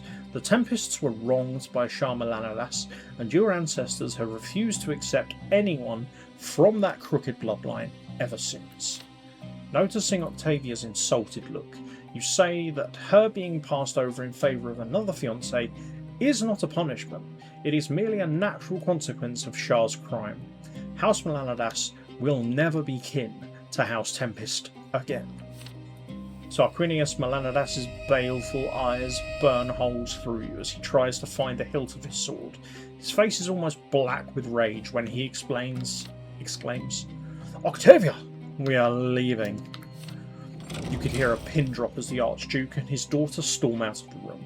You turn to meet Lucrezia's gaze, and the two of you share a silent look of mutual understanding. Even though you barely know your fiancé, you feel like you've established a strong bond tonight. Hey, I finally got some legacy back. Oh, my blood's rising. Good. Me and Lucrezia are now engaged. What a lucky lady she is. Prayer. Dust motes slowly swirl in the rays of light, cutting through the dense gloom of the chapel. The silence feels soft, reverent. You look up at the enormous marble twins, your knees on the stone floor, but even here, you cannot feel their presence. Why? Years ago, when you first found yourself in one of the twins' temples, a wave of their blessed light swept you off your feet. You felt their divine touch with your whole being. Why did this never happen again after you became an Arknian and the heir of the Imperial throne? Does it mean that you've grown more distant from the gods instead of the other way around? Your lips move soundlessly as you beg the twins to bestow their love upon you. You strain all your senses to catch the barest glimpse of their presence, but no matter how hard you try, nothing changes. The air in the room remains cool and still, indifferent to your struggles. Suddenly, you feel something move behind your back. You turn around to find your father standing there, his pursed lips clearly visible in the chapel's dramatic lighting. His footsteps are heavy as he walks down the stone steps, ducking his head a little to avoid hitting the entrance arch. I'm glad to see that you visit this chapel too, my boy. Is something the matter? You look troubled. You explain that you haven't felt the God's blessing in years, and you're now praying to them so they might grant you their love. You ask your father if he can feel them. He looks away, shaking his head slowly. Love isn't what you should be asking for, Jerian. The Tempests are the twins' primates, the conduits of their law and love. We serve the elder and the younger by spreading their gifts to all our loyal subjects. We are but tools in the hands of the gods. Such was the pact. People all over the Empire experience the boon of love every day, accepting this gift with awe and gratitude. There's no further need to ask the elder for a miracle. Your time would be best spent praying for the law, my son. The old order is crumbling as the world around us changes. You won't be able to rule over the realm unless we find a new law that holds the Empire together. I pray for the twins to show me the way every day. Why don't you join me? Your father's face contorts into a grimace of pain as he sinks to his knees. His eyes close, joining his hands in prayer, then suddenly drops them with a sigh. Your father's posture reminds you of a century-old tree bent by a hurricane. A shadow cuts a sharp line across his slouched back. He turns to you with a weak smile, taking your hand gently. Oh, you must think me utterly spineless. Just look at me, prattling on about the law and order when I can't even. Sevilla still sees me as a fiery sword. That's what she used to call me. A flaming blade that always strikes true, but I can feel how much I've changed. The silver tree reminded me of my true nature. When the scales of delusion fell from my eyes, I knew exactly what had to be done. But after my return to the palace, it's like I've distanced myself from the twins once more. I'm going to pray for the gods to grant me the clarity I felt while kneeling by the silver tree. I need to remember who I'm supposed to be. Uther Tempest II, anointed emperor and primate of the twins. Oh, Jerian, if only you knew how tired I am. I'm well aware of what people must think of me. My courtiers, my advisors, my subjects, they must think I've lost my grip, that I'm no longer the man I once was. Well, I can't argue with that. My own power has robbed me of my strength. It has sucked me dry. I suffer from debilitating headaches. My energy drains like water leaking from a cracked jug. I can feel something cold and sticky growing in my chest. I'm not afraid of death, my boy. I'm afraid of the person I might become on my deathbed. Your father grips your hand tightly, if only for a few short moments, but then he squares his shoulders and turns to face the statue. I'm sorry for burdening you with my pain, son. I know you've come here searching for your own answers. Your father's sudden confession stuns you. You'd like to keep talking, but you realise that there's little to be gained by prodding him. You will your thoughts to return to prayer and divine grace, but then you suddenly recall the thing your father said about the law. The carved marble figures of the twins peer down at you expectantly. What will you ask the gods for in light of everything Uther just told you? Will you pray for the law like your father suggested, or are you still hoping for their love? Ask Agatha for advice? We haven't seen Agatha for literally years. That seems a bit weird. Love, pray for the law, stop praying. I'm going to stop praying. You shake your head, refusing to accept such a fate. Prayer won't help here. You feel so distant from the twins, so alone and so abandoned. With a curt thanks for his advice, you leave your father in the chapel. Why are the Tempests, the twins' tools, not worthy of love? Are you doomed to live out your whole life like this, robbed of divine grace? If the gods are silent and indifferent to your prayers, perhaps you can find your answers in the Holy Scriptures. Your fingers shake with excitement as you pull tomes of theological treatises down from the shelves. You scan the worn pages that preserve the legacy of long-forgotten truth-seekers who lived centuries ago. The night flies by as you devour their speculations like a man possessed. You only stop when birdsong heralds the coming of a new day. We've had no real nastiness for a while, so this is good. This is good. I feel like I'm recovering. Definitely feel like I shouldn't have said that out loud, because now something's going to go horribly wrong, I'm sure. The Holy Pact. Voices are clashing like swords in the sitting room after morning tea. You watch the argument unfold with rapt attention. Argnians have never conformed solely to the official laws. We live our lives in accordance with inner laws, checking ourselves against the high moral standards our ancestors set for us. Honour is what binds the Argnian people. The concept of honour is different for everyone. We need a law that will be the same for everyone in the Empire, something absolute and unambiguous. A law that will represent the sum total of the people's will. More like the sum total of the people's sacrifices. You can't help but wonder yet again why the law seems to be the only thing people care about. Your father prays to the twins for it. Cornelius and Gaius discuss it as though it were the most important thing in the world. Why is it that your culture is so dependent on this gift of the gods? But no one ever mentions the second cornerstone of your faith, love. Could it be that the mortal's relationship with the gods is based solely on the law, and there's no real love between them? This question haunts you. It seems incomparably more important than what your uncles are currently locking horns over. You take a deep breath, preparing to butt into their squabble. But before you can say anything, a giant, icy wave crashes over you. Your breath catches in your throat as the world splinters into hundreds of shards. The mosaic crumbles away, its pieces reshuffling like a kaleidoscope until the image becomes utterly unrecognisable. When reality finally reasserts itself, you're puzzled by the foreign sensations in your body. It doesn't feel like your own anymore. You raise your hands to examine their gnarled joints, painfully swollen veins, and black spots on your dark blue skin. Sparse grey strands cling to your shoulders like cobwebs. You feel unsteady on your feet, and your sagging back aches with age. Have I gone back into the blood tide? You shuffle down a wide staircase, your steps heavy and slow. The damp air of the crypt feels cool on your skin. The masks of your ancestors stare impassively from their places on the walls. You've come here to meet the twins, the elder who taught you and brought you into the fold, and his brother, the younger. The thought that you're about to bask in the elder's love makes you giddy. Being close to your teacher always suffuses your heart with awe and inspiration. His love fills the void within you, making you feel one with the divine. It moves you to tears. Your goal is clear in your mind. You are here to make the Holy Pact. You can make out a familiar figure in the dense gloom of the crypt. It seems the twins haven't come together. You step forward to embrace your teacher, but suddenly realise his brother is waiting for you. The younger stands before you with a sword in his hand. His fair hair frames an indifferent face. His calm silver eyes seem to pierce straight into your soul.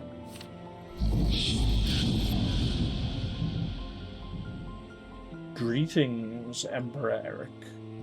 We've been waiting for you.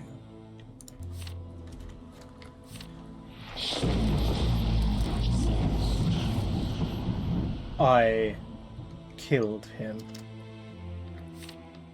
The younger's words feel like a punch in the gut. Pain, incomprehension, and searing grief will wash over you like a tide. You lean against the wall, unable to maintain your composure. Your heart beats in your chest like a cornered beast. You keep your eyes trained on the floor as you ask the younger what will happen to your pact now, the pact that the twins were planning to make with you. Nothing has changed, Eric. We're not going back on our word. The pact will be made as promised. Your bloodline will become our tool in the mortal realm, and you will rule over it. You and yours will enact our law among the living. You and yours will become the conduits of our love. You bow your head in submission, having heard these words from the elder before. But the younger doesn't stop there. The law will always stand above love. We have spoken. You've never heard your mentor say this before. It goes against everything he is, or was, but he's not here anymore. You kneel before the younger, still not daring to look up. The stone floor digs into your aching knees. The crushing weight of loss and despair settle on your frail shoulders. The world around you melts back into darkness. You detach from your ancestors, as if stepping out of his body. Emperor Eric the Pious turns around to look at you. As you see, my blood, it was I who made the Holy Pact with the gods. The loss of my future mentor was unbearable, but the future of my bloodline, the future of the entire empire, took precedence. The law allows me to piece the realm together, unite it under the Tempest's rule. And if that unity costs us, the twins' instruments, their grace, then so be it. You must acknowledge the pact as well, my descendant. Accept my decision and admit that it was the right thing to do. Don't turn your back on the twins and your heritage. Damn. If I accept him, I go crazy. Even crazier, so no. Mentor Eric the Pious, you deny your ancestor, you don't agree with the pact he made. Reject Eric the Pious, you refuse to accept your ancestor's choice and try to explain the magnitude of his betrayal. Yeah, I think. If the younger killed the older, surely that is a betrayal of the gods. You frown and step back from Eric the Pious, accusing him of betrayal. It was treachery to make a deal with his mentor's killer. By taking the younger side and letting the law rule over love, Eric upset the balance. This violation of the highest order forever crippled the world and doomed the Tempests to a life devoid of divine love. You look your ancestor straight in the eye and declare that the pact he made wasn't just a mistake. It was a betrayal. It was a crime. You denounce him. Eric recoils from you as if struck. Before he can respond, the past begins unfolding before your eyes once more. Eric the Pious unsheaths a dagger, holds up his palm and slashes it open in one swift motion. The sacral act blocks the gate that keeps the Tempest's blood tide contained. The bowl in the centre of the crypt fills with blue blood. For the first time, the Emperor speaks the words of the ancient chant. Blood for faith. The younger gently runs his hand across the blade of his sword, the action almost a caress. The blood that spills into the bowl glows silver. That shimmering light bathes the Tempest's blood in its glow, stretching far into the unknown, generation after generation. The younger reaches out to touch Eric Tempest's forehead, searing his skin. When the god speaks, his otherworldly voice booms across the crypt. Faith for blood. The blood of the Tempest mixes with the younger's in the bowl. As the blue liquid begins to glow, light pours from the eyes and mouths of the death masks mounted on the wall. Your ancestor's screams pierce the still air of the crypt. Eric's eyes water from the blinding light. You squeeze your eyes shut. When you open them, you find yourself back in your own body at the palace. Your uncles are still busy arguing, oblivious to what's going on around them. Overwhelmed by anxiety, you rush out of the room and head for the family crypt. You scan the walls and their rows of mounted masks with bated breath, not really understanding what it is that you seek. Among the masks of your ancestors mounted on the wall, you find two modelled after the twins. The mask of the younger gazes at you, frozen in solemn majesty. A deep crack runs across the mask of the elder. Interesting. Yeah, I stand by that decision. That feels somewhat treacherous. And I managed to not lose a sanity point this time, so good. Oh, I'm 18.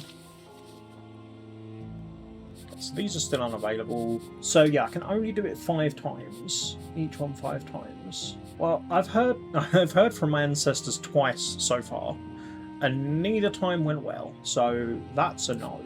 I might just do private library again. The palace library is filled with relics of the past knowledge. It's the same as before. Okay.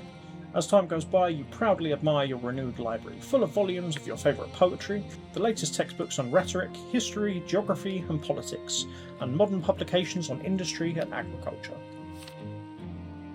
The collection you've assembled will allow you to learn about the latest discoveries and scientific advancements, wisdom unknown to your ancestors, and thus beyond the reach of most Archnians.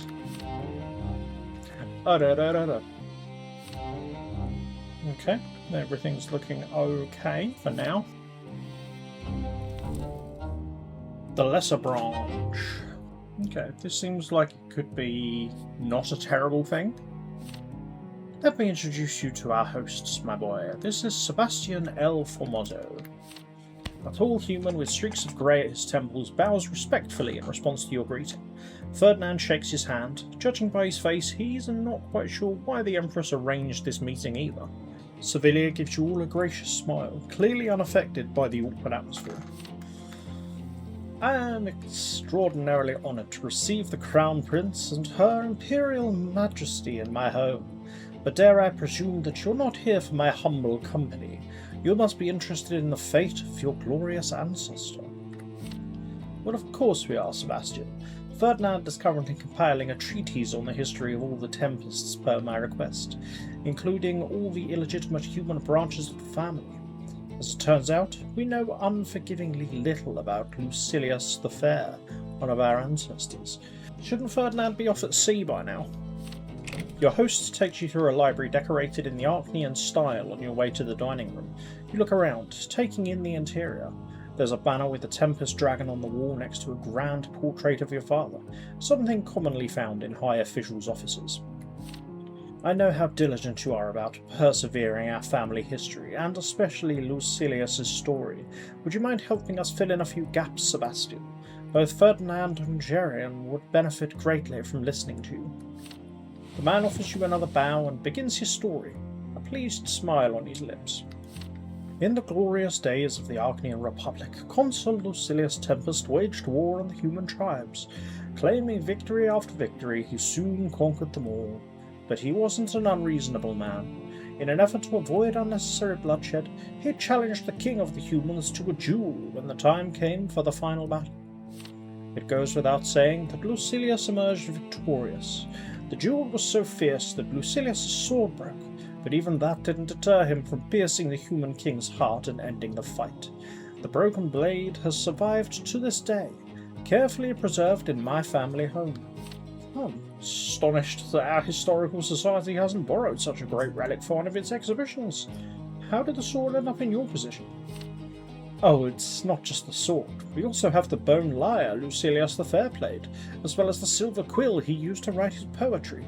You see, Lucilius Tempest took the bested human king's daughter as his concubine, and my bloodline can be traced back to their bastard son.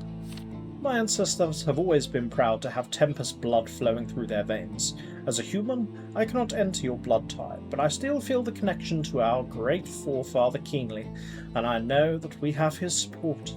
Serving the Order is a lofty fate, and we're all grateful for it. Before you can ask what order he's talking about, your mother puts a hand on your shoulder. The Order of the Lesser Branch comprises noble human bloodlines that can be traced back to our ancestors.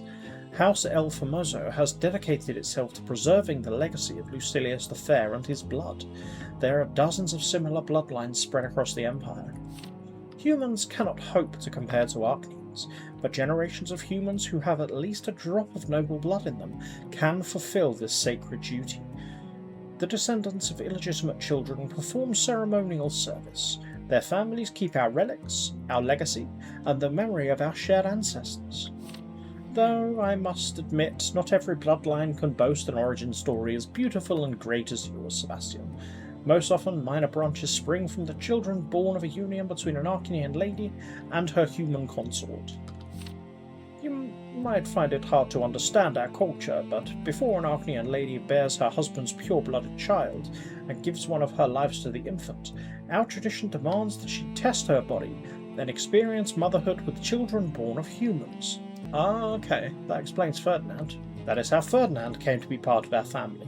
He may never be able to undergo initiation, but in his blood, just as in the blood of all those bastards of the ruling dynasty, the voice of the Tempests resounds, the voice of the imperial line, the voice of the tide that flooded my veins when I married His Majesty. Ferdinand is busy leafing through a book he's pulled off a shelf. You're not sure he heard what Sevilla just said. Ferdinand, there is an enormous potential hidden within you and the other bastards. The whisper of our ancestors lives in you. But even such a faint bond with the Tempests exalts you above other people. You understand our nature, you know our culture and history, and I believe that it is you who must become the support of our Crown Prince's authority. Jerian, summon the bastards to the palace and become the master of the Order of the Lesser Branch. Turn their brothers into a personal guard, loyal only to you and the blood of the Tempests. You need a few moments to process Sevilia's unexpected proposal. Sebastian is listening to your conversation with bated breath, very much aware that his and his descendants' fates are at stake. Ferdinand snaps his book shut. Mother, if you'd be so kind as to let me speak. I think that Jerian will incur the High Nobility's displeasure if he showed favour to the lesser branch instead of Archnians. They're too prideful to take such a blatant lack of favour lying down. If you want the illegitimate Tempests to serve the Empire as well, a better choice would be to take them on as public servants. They'd do much more good working in the archives or prefectures than standing guard at some prince's bedchamber. Besides, would it really be wise to arm people who've done nothing but dust off museum exhibits for centuries? You have no right to doubt my decisions, so say nothing of challenging them, Ferdinand. As my descendant, as a human, and as a subject of the Empire, you are bound to obey the Tempests. Joining the Royal Guard would be a good opportunity for an illegitimate child such as yourself to truly serve our family. Ferdinand turns crimson, whether from embarrassment or indignation, you can't say. The expression on Sebastian's face betrays his anxiety, indicating that he'd prefer to be somewhere else when the storm brewing between the Empress and her child finally hits. Please pardon my insolence, Mother. Am I to understand that all members of House Tempest are supposed to immediately offer their full support to anything you deign to propose? Sevilia's face grows stony, her lips pursed into a thin line. You need to intervene and prevent the looming catastrophe while it's still possible. Oh, Jesus Christ. I mean, I wasn't going to support Sevilia. You will order the Sevilia to focus on family matters and stay out of politics, or you will support Ferdinand and direct the talents of the Order's members towards civil service. I'm going to support Ferdinand. Yes, I've already damaged my sanity enough, it's fine. You order Ferdinand to stop, telling Sevilia that her plan will only end in strife. The great houses will feel slighted if you replace young Archnians with humans in the Guard. The Empire, and your family in particular, need their support and their influence. You failed to see the big picture, Jerian. Day-to-day minutiae have blinded you to the real power you could possess. You're destined for greatness on par with the heroic Tempests of yore. A personal honour guard is important for securing your authority. You remind your mother that she should neither doubt you nor challenge your decisions. As the future Emperor, this is your call, and you've made it. Wasting the Empire's best human talent on empty ceremony is foolhardy. You're going to disband the Order of the Lesser Branch and give its members jobs in the government. Introducing the illegitimate Tempests into the Empire's bureaucratic system will improve its repute, which will be beneficial both to the human nobles and the Archnians who already hold office.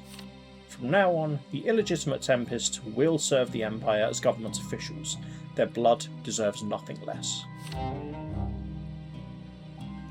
Okay. No, I think that's okay. Oh, Sevilia Tempest's shattered hopes. Oh, damn. Sevilia will never again entrust you with her greatest hopes and desires. Yikes. I'm very sorry, Mummy. What the heart wants. A cosy rustling sound echoes through the study as you turn yet another page.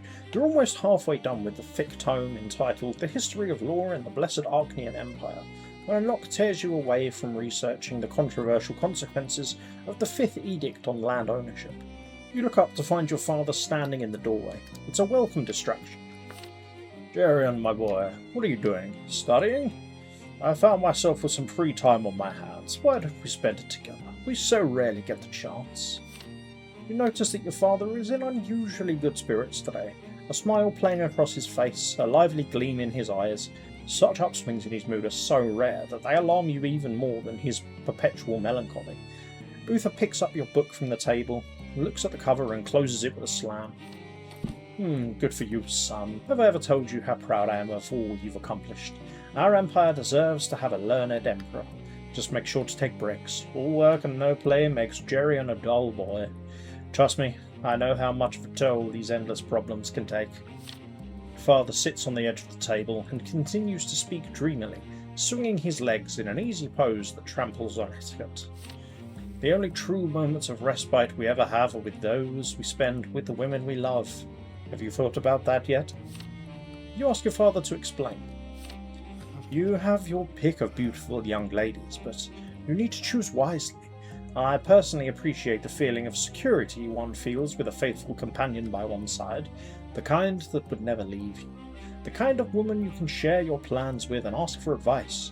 That's invaluable for a leader. A woman like that can become your rock. But I do understand that young men your age are drawn to another sort of girl entirely. You gravitate towards passionate ladies who drive you crazy, who make you work for their attention, whether feats of valour or daring crimes. Feline grace, a serpentine smile, and the soul of a treacherous demon all rolled into one. Loving a woman like that can deprive you of all reason. You look at your father in surprise. You ask whether all girls truly belong to one of these two types, loyal companions or dangerous heartbreakers absorbed in their games. Oh, you also have your enigmas, lady whose eyes are an alluring abyss, and you'll also have to read between the lines to grasp the full meaning of their words. They're unattainable, like the stars in the night sky, but even knowing that, you can't look away. Or maybe a better comparison would be an ancient manuscript written in a strange language you're itching to decipher. A woman like that could help you rediscover the world, or yourself, if you choose to stay with her. That said, some mysteries are better left unsolved. You ask your father why he fell in love with Sevilla. What was she like when they first met? Uther gives you a smile tinged with sadness. Oh, you have to understand that rulers marry out of obligation. But I knew real love once. Things get very complicated when it comes to something as monumental as the Emperor's marriage. Still, you should stay true to yourself. Don't let anyone lead you astray. A footman peeks into your study after a timid knock, informing you that Archduke Monroe has arrived for his audience with the Emperor. Your father heaves an annoyed sigh and rises. Oh, unfortunately, there are some things I can't relegate to you just yet. But you should heed my advice and take a little break. Maybe you already have a girl you'd like to spend some time with. Well, we can finish this conversation later. Your fiancée comes to mind. It might be worth getting to know her better. You should make the first move before it's too late, lest you have to marry a woman you have no feelings for. You think of Camille. She unsettled you with her provocative flirting. If you don't make your interest known now, you might never get the chance again. Your father leaves, but you can't stop thinking about his advice. You lean back in your chair, recalling the faces of the ladies you know, their velvet skin, the fire in their eyes. The unfinished book seems to watch you from the desk in silent reproach, but the night is still young, and maybe your father's right.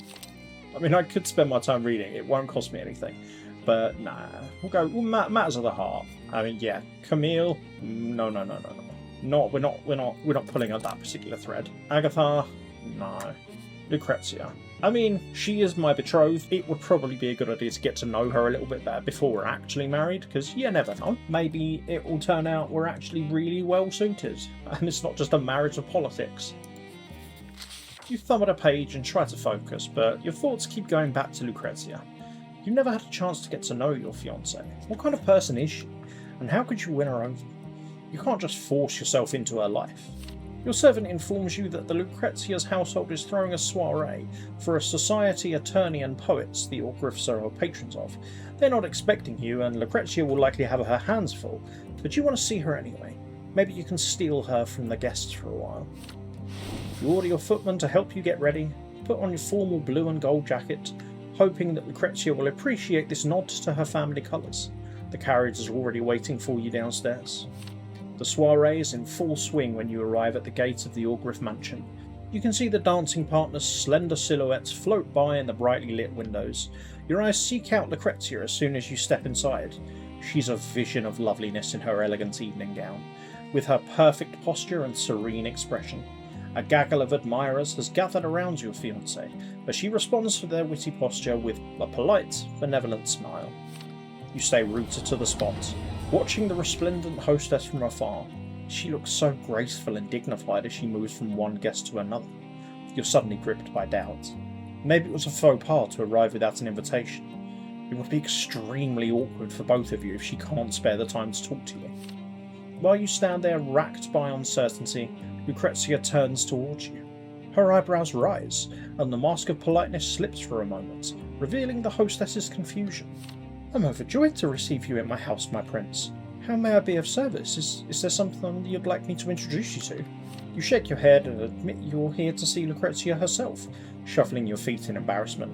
Of course, you realise how busy she is with her guests, but perhaps she might be able to spare some time for you as well. Lucrezia tilts her head, her expression shifting. Suddenly, she turns to face the rest of the room and gives several resounding claps. The band stops playing, bringing the waltz to a halt. Everyone looks over at the two of you. Thank you for coming tonight, my esteemed guests. Your company has been an immeasurable delight. But now our evening has come to an end. I hope you will get home safely and quickly. There's a moment of bewildered silence before Lucrezia's guests begin thanking her and offering subdued farewells. The abrupt end to the soiree will most definitely get people talking, but right now, everyone does their best to save face and leave the Orgriff Manor with dignity.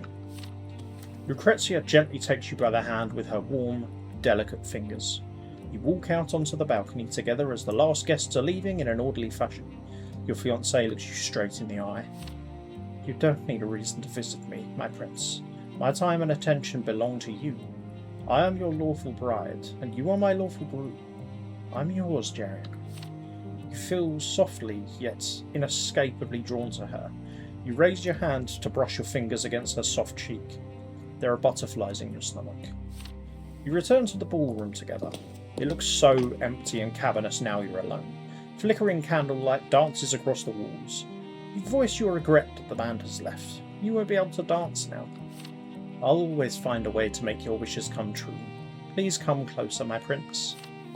Lucrezia puts your hands on her waist before carefully swaying to the side. You move with her, letting her lead as your grip on the silk of her gown becomes more confident.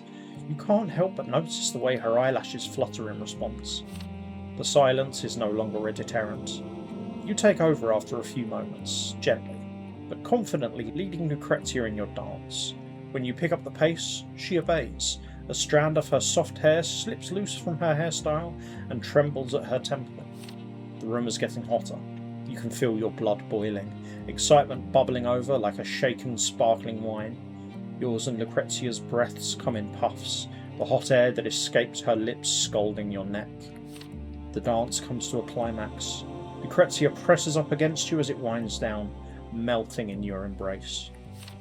You breathe in the crisp night air as you leave Lucrezia's house, your whole body pleasantly tired. Your heart is aflutter, and you can't stop thinking about the sweet moments you've shared with your fiancé. You decide to walk back to the palace, but it feels like you're floating all the way there. I get that she is betrothed to me, but I don't see why love went down there, because that seemed like it went pretty well, unless I'm being an idiot. Unless she's secretly sickened by me and is purely being nice to me out of duty, which I would feel horrible about. Okay, now our relationship's gone up, so I think hopefully it's okay. Last thing I want to do is be rapey. The Empty Throne. Herald of the Worthy. A weekly publication, issue 11 of the year 1134 Eterna. Your credible source of fresh news on the capital's court, culture, and various other events. Where is the Emperor? The congregation whispered before the tide of divine grace assuaged their fears on Unification Day. The son fulfilled the father's duty then, but the question still stands. Where is the Emperor? This question keeps falling from the lips of his subjects. The guests of high society salons keep asking each other behind closed doors, genuinely concerned about His Majesty's extended absence. This year's tribute to the blessed victory over the Scrades took place without the participation and patronage of Uther II, in an unprecedented occurrence. His Majesty no longer comes out onto the balcony or holds receptions at the palace. When asked about this, the courtiers give only the vaguest answers, and trusted servants avert their eyes. It's been a long time since the Emperor's carriage appeared on the royal route. So where is he? Just where did our supreme sovereign and all-father go? On the eve of the latest tournament, we were all brimming with hope to finally see Uther. He was meant to judge the jewels and present awards to the winners. But did he? Mere moments before the event, we were informed that the Emperor would not be in attendance, but would instead relegate his duties to his young heir, Jerian Tempest. We understand the Emperor's desire to introduce his son to imperial affairs, but are the young man's feet big enough to fill his father's shoes? And why has Uther Tempest been hiding from us for so long? The terrible possibilities keep us up at night. As we all know, those whose fates are tied to the Empire have but one life to live. We shudder at the thought of what would happen if the Emperor were to suddenly stumble on the stairs, or if some miscreant were to sneak up on him with a heavy snuff box. Twins forbid. But there's another possibility to consider. What if control of the Empire was seized in a coup long ago? What if conspirators are hiding Uther and the rest of the Tempests in a dungeon, and only allow us to see the Heir in order to allay our suspicions? Maybe the boy isn't the Crown Prince at all, but rather a double. A puppet designed to lull everyone into a false sense of security. Could it be that the misfortunes that have recently befallen the common people are somehow connected to the Emperor's mysterious disappearance? Could it be that we're living under the rule of House Ogriff, or, even worse, House Melanidas? There must be some truth to the rumours that they have a taste for human blood. Whatever the case, it seems we're destined to live in troubled times. But we refuse to be kept in ignorance any longer. The people of the Empire call upon Uther Tempest II, anointed to reign by the twins. Where is the Emperor? If he lives, let him come forward and face his people. Oh dear, the rebellion's on the rise.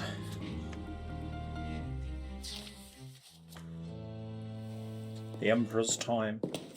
You walk hurriedly down the hallway towards your father's chambers.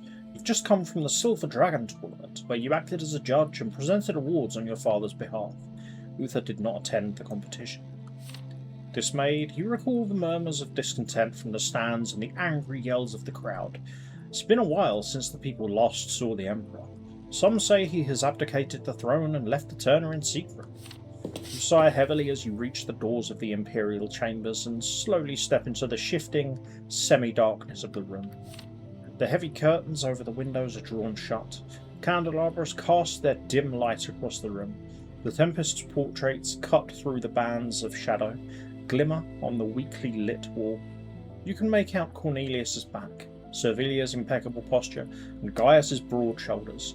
Ferdinand stands a little to the side, his arms crossed. You walk closer and finally see your father. He sits still, his head hanging, seemingly too heavy for his frail shoulders. His withered hands grip the massive stone armrests, his body listing to the side in an unnatural way. He seems trapped in the dark, hard confines of the royal seat. You've come. Good. It seems you all need an enfeebled old man to bring you together. Even Ferdinand is here. How bizarre. Ferdinand lowers his gaze and takes several slow steps towards the door, but Gaius stops him. Uther offers no further comments. His mouth is still a harsh line. Servilia and Cornelius exchange a silent glance. We're here to wake you from your slumber.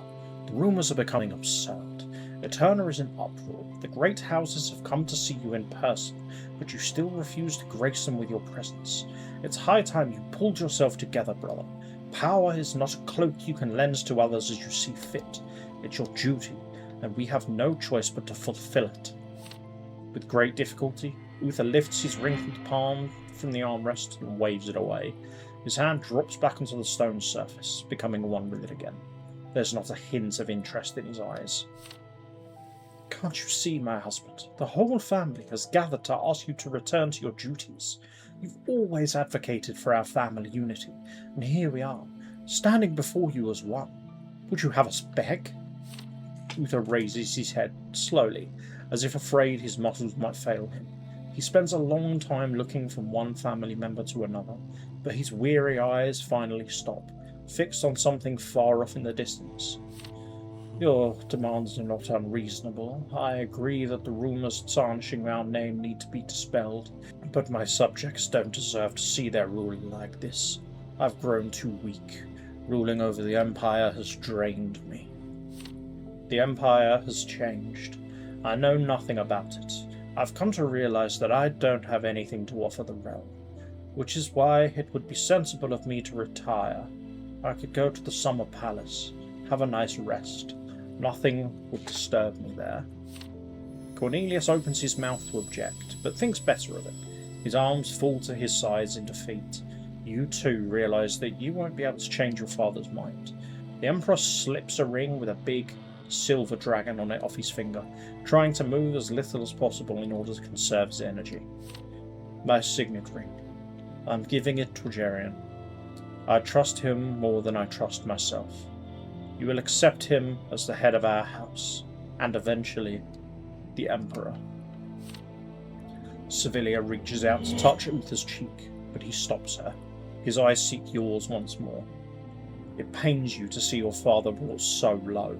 You look at the other members of your family, stunned. It feels like you haven't taken a single breath since you entered the room. Would it really be prudent to burden our son with so much responsibility at this point?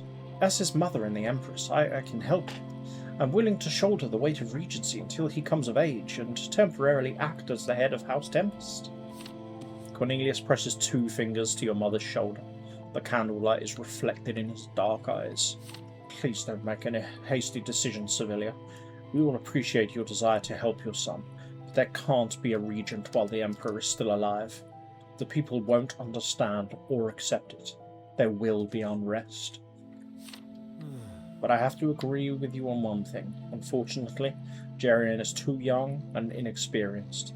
He has often failed to live up to our expectations, and he has made foolish mistakes. I tried really hard. I'm sorry, nephew, but it's the truth. You are not yet ready to lead the Tempest family or replace Uther. Nevertheless, we need to prepare you for your ascension. I'm planning to have you attend Imperial Council meetings to teach you how to defend our interests. The Empire's interests. You mean our interests, Cornelius? Let's be honest. Does anyone except me care what happens to House Tempest at all? You're also focused on your personal agendas. You haven't even noticed that you're destroying our family. The family is not our priority right now. We need to show the people of the Empire that the Tempest's authority hasn't diminished. They need to see that the heir is actively participating in politics, and not just loafing around. I'll appoint him to the position of Great Censor. That should give him ample opportunity to prove his worth. With my careful tutelage, of course. You're overestimating my son's strength and wisdom, Cornelius. He's much too young. Guys, I'm right here. He'd do well to spend a few years learning from those wiser and more experienced than himself before joining the council. Thoughts swirl in your mind as all the things you want to say to your family vie for your attention. You stand there, not sure what the best course of action will be. What do you say? What do you do now? Oh shit. Oh shit. Oh shit. Well, I guess I'm saying nothing in that case. I see no point in continuing this conversation. If Uther can no longer act as the leader of our house and the Empire, so be it. But it's glaringly obvious that Jerian isn't ready for the role either, which is why, as Empress, I will take matters into my own hands. Your mother walks up to the throne and takes the signet ring out of Uther's unresisting hand. Your father doesn't even twitch. Cornelius's countenance grows stony as well. You can see a blue vein pulsing on his temple. Uther, pull yourself together, please. No one but Jerian can bear your burden. He's not ready now, but I promise that in a few more years we will find a way to lighten your load. You stand aside, finding neither words nor strength to intervene. Something in your father's eyes change. His gaze grows heavy and forlorn. Uther gets up from his seat slowly and speaks without looking at any of you. This audience has gone on too long, and I didn't even initiate it. You should leave. I need to be alone. As for the ring, it will stay with me for the time being. I've just had a vision. The time has not yet come. Pursing her thin lips, Sevilla gives the ring back. Try as you might to discern what she feels right now, her face is inscrutable and hard, as if carved out of a piece of marble. Uther puts the ring back on his finger and, turning away from everyone, retreats deeper into the room. He will say nothing more. Sevilla fixes Cornelius with a furious stare and hisses, barely containing herself. We entrusted the boy's uprising to you, Cornelius. You were responsible for shaping our future heir and the bearer of our family name, and you failed. You're to blame for the fact that our family is breaking apart like an old clay jug. Cornelius's eyes grow wide, his face darkening with rage. You've never seen your uncle this furious before. He spits out that Sevilla has no right to blame him. She is the one who should have paid more attention to her son. Gaius intervenes, trying to calm the two down, but ends up drawn into the fight as well. You watch your family tear into each other, powerless to make them stop. A chasm has opened between them, and you've done nothing to prevent it. You might have even caused it. Might is being a bit generous. I caused it. It all stems back to that one bad decision. The one bad decision to let Uther go on his spirit quest or whatever he's doing, which I genuinely, hand on my heart, thought was going to help things. It has not helped things. I fucked up while he was away massively, which has just ruined so many things. He's come back like an absolute shell of a man. That one decision has had such just terrible consequences. When your father turns to look at you for just a moment, his eyes are full of resentment. You quietly leave the throne room, not daring to blink. Your lips are quivering. The heavy gilded double doors shut behind you with a sense of finality. Oh. 0, yeah, fuck. This is bad. This is so bad. Uther doubts you're capable of taking the responsibility for the family and relieving him of his burden. Oh no. This is so bad. The address. The silence is becoming unbearable. Breakfast is getting cold, but no one touches their cutlery or glasses. The servants stand like statues against the walls. The tension in the room thickens, as do the clouds outside the window, casting a grey pall over everything in the dining room. You get the urge to drum your fingers on the table just to break the silence. It takes effort, but you manage to restrain yourself. Cornelius's eyes are fixed on the ceiling. Your uncle does this whenever he's trying to solve some kind of complex problem. Your father is busy smoothing out a crease in the tablecloth with a thoughtful look on his face. Sevilla stares at Gaius coldly, but you can hear her agitated breathing. Gaius Tempest, the bearer of bad news, stands with his hands folded on the back of his chair. How many people are in the square? What are their demands? Do we know who's leading the demonstrations? You know the answer perfectly well yourself. You just don't want to admit it. The vile estate and rabble-rousing followers of the new faith. Who else could it be? I would gladly agree, but unfortunately there are both new and old faith clerics in the crowd, and not only that, there are commoners, nobles, and college graduates as well. There are also cadets from the military academy, many of them with swords. They're worried because of the rumours. The people demand proof. They want to see the Emperor. The Emperor's subjects cannot demand to see him. His Majesty is not some puppet in a marketplace theatre. You've never seen your family so agitated before. Your father's hands lie limp on the table, whether from agitation or from weakness or infirmity. I'm not going. I'm exhausted, and I have nothing to say to them.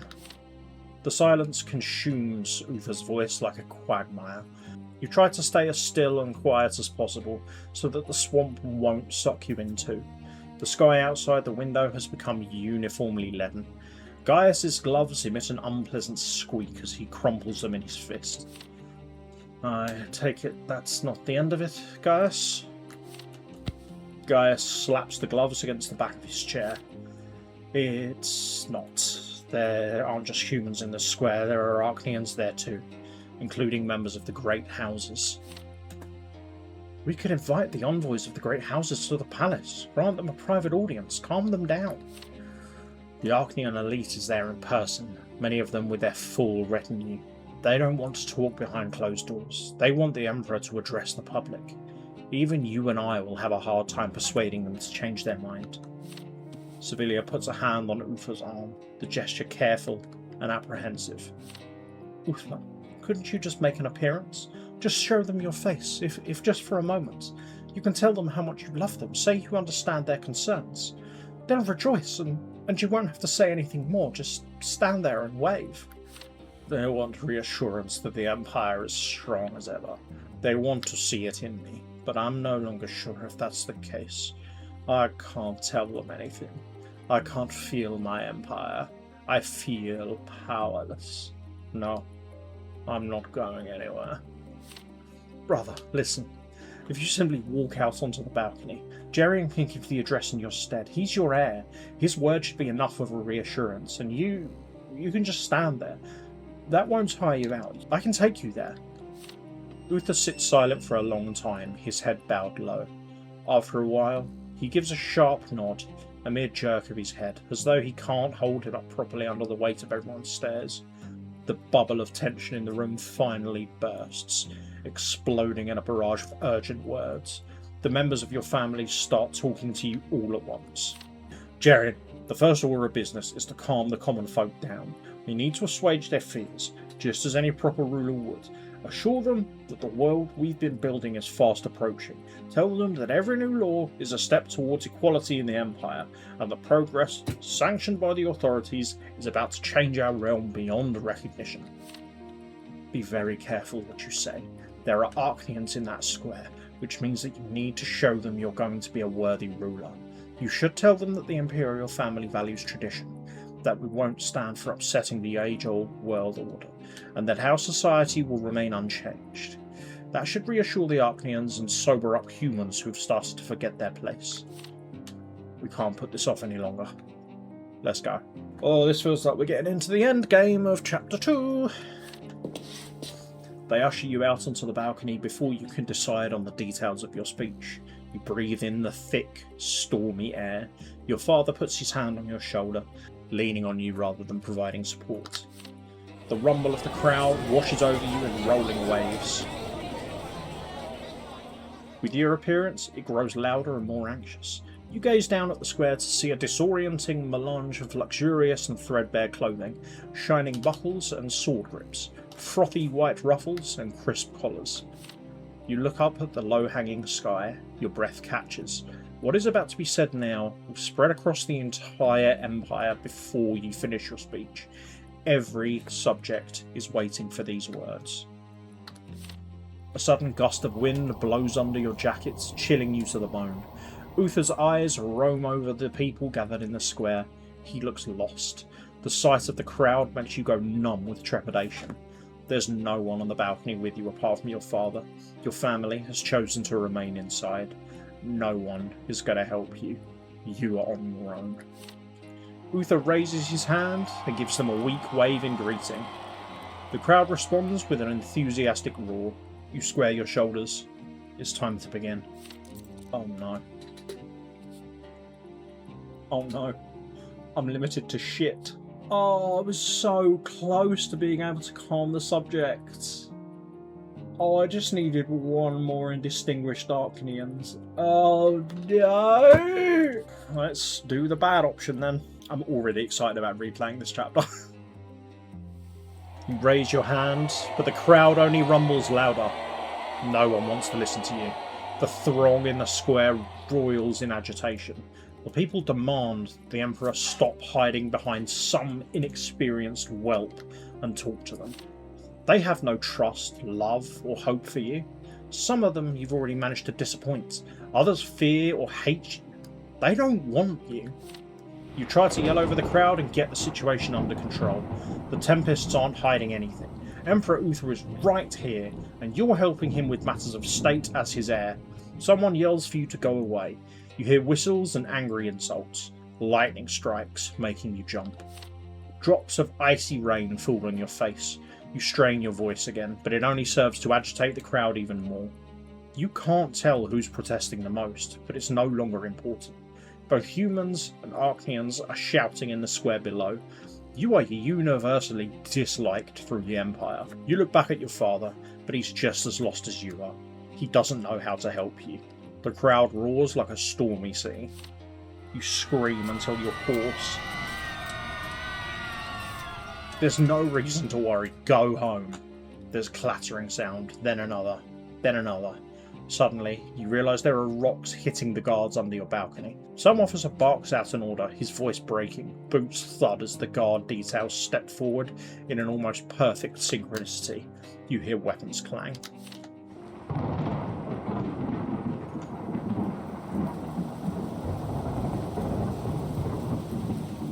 This genuinely couldn't have gone any worse. The deafening claps of thunder are accompanied by horrified screams. You smell blood. but can't decide if it's just your mind playing tricks on you. Gaius Tempest grabs both of you and Uther by the elbows and rushes you off the balcony. Once inside, your father and uncle walk away without looking at you. You're all alone. The rest of your family left earlier, unwilling to witness your shame. Your shoulders sag in defeat. You sit in the dining room, surrounded by half-empty plates, and listen to the sound of the raging crowd for a long time. Even the royal guard can't drive these people away now. This is the first time you've ever felt this weak and helpless. Yay, I've incited a rebellion with my uselessness. This is absolutely terrible. I'm so sorry that this has gone so badly. 2 years. It's been 2 years since you first set foot in these hallways. That day, you felt the scrutiny of your ancestors' ancient portraits and heard the voice of the blood tide within you for the first time. You became Jerian Tempest, the crown prince of the blessed Archnean Empire. You thought it was the beginning of a wonderful new life. You were ready to create a glorious future for yourself and the world around you. And now? Is it everything you hoped it would be? No. You used to have friends, but that's a thing of the past now. There's an unbridgeable gulf between the new you and people like Emil and Martha, but you haven't made any new friends either.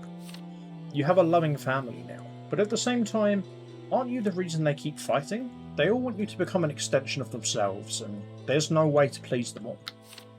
You're quite popular with the ladies, and while the attention is flattering, have you met the one who can give you true love? The relationships you're building have a future? Despite being the heir of a powerful family, you don't think you can unite it. Trouble is brewing in the Empire, and the people trying to save it will never be able to see eye to eye. The twins have grown distant from you. You're a conduit of the divine will, but you have lost your connection with them. You do not understand their design. You do not hear their voices. You do not feel their blessing. You are alone and lost. The power of your ancestors keeps you safe. The blood tide has already helped you numerous times, but sometimes its voice drowns out your own, robbing you of free will. Your ancestors both protect and restrain you. The weight of responsibility is so crushing. You're about to snap. Your mind is in shambles from all the inner conflict, torn like a war-ravaged banner. You barely know who you are anymore. It seems like you're just a step away from disappearing entirely. You're dooming yourself with your own actions. Yeah, I'm getting that. Your subjects do not see you as the future emperor. Your recent attempts to calm the crowd ended in failure and laid bare an ugly truth. Your people do not believe in you, and do not wish to listen to you. Your journey has only just begun, but every step you take today will determine what happens tomorrow. What kind of emperor will you become? What kind of empire will you build? What legacy will you leave for your descendants when the time comes to dissolve yourself in the blood tide? I'm just going to be known as Jerian Tempest the Useless.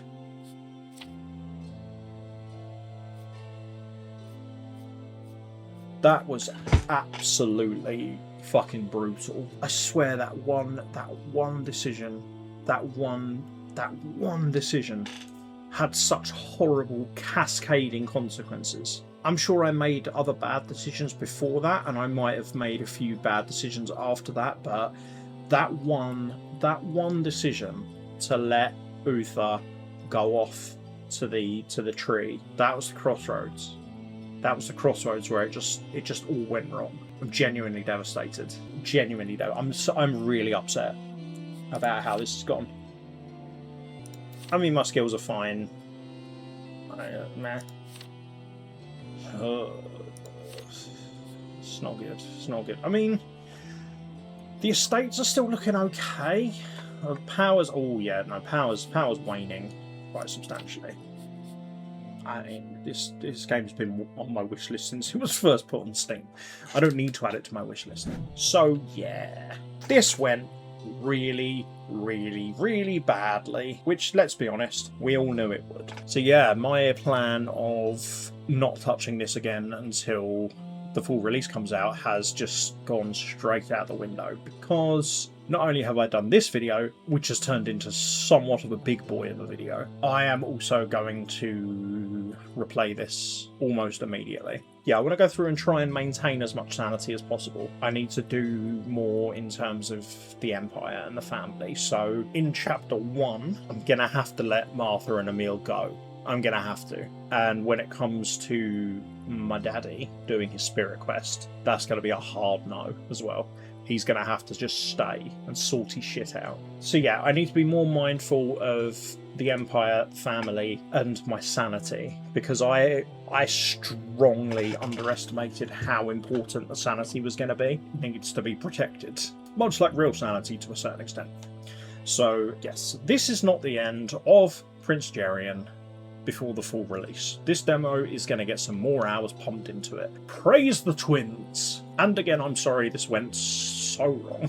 So, as always, if you want to check this out for yourself, the link to the Steam page is in the description. Thank you very much for watching, and if you have watched the whole thing, you're amazing and I love you. If you've enjoyed this video or watching me suffer, then make sure you hit the like button. The absolutely crippled sanity that is the subscribe button. Make sure you... bad boy. And until next time, love you, bye.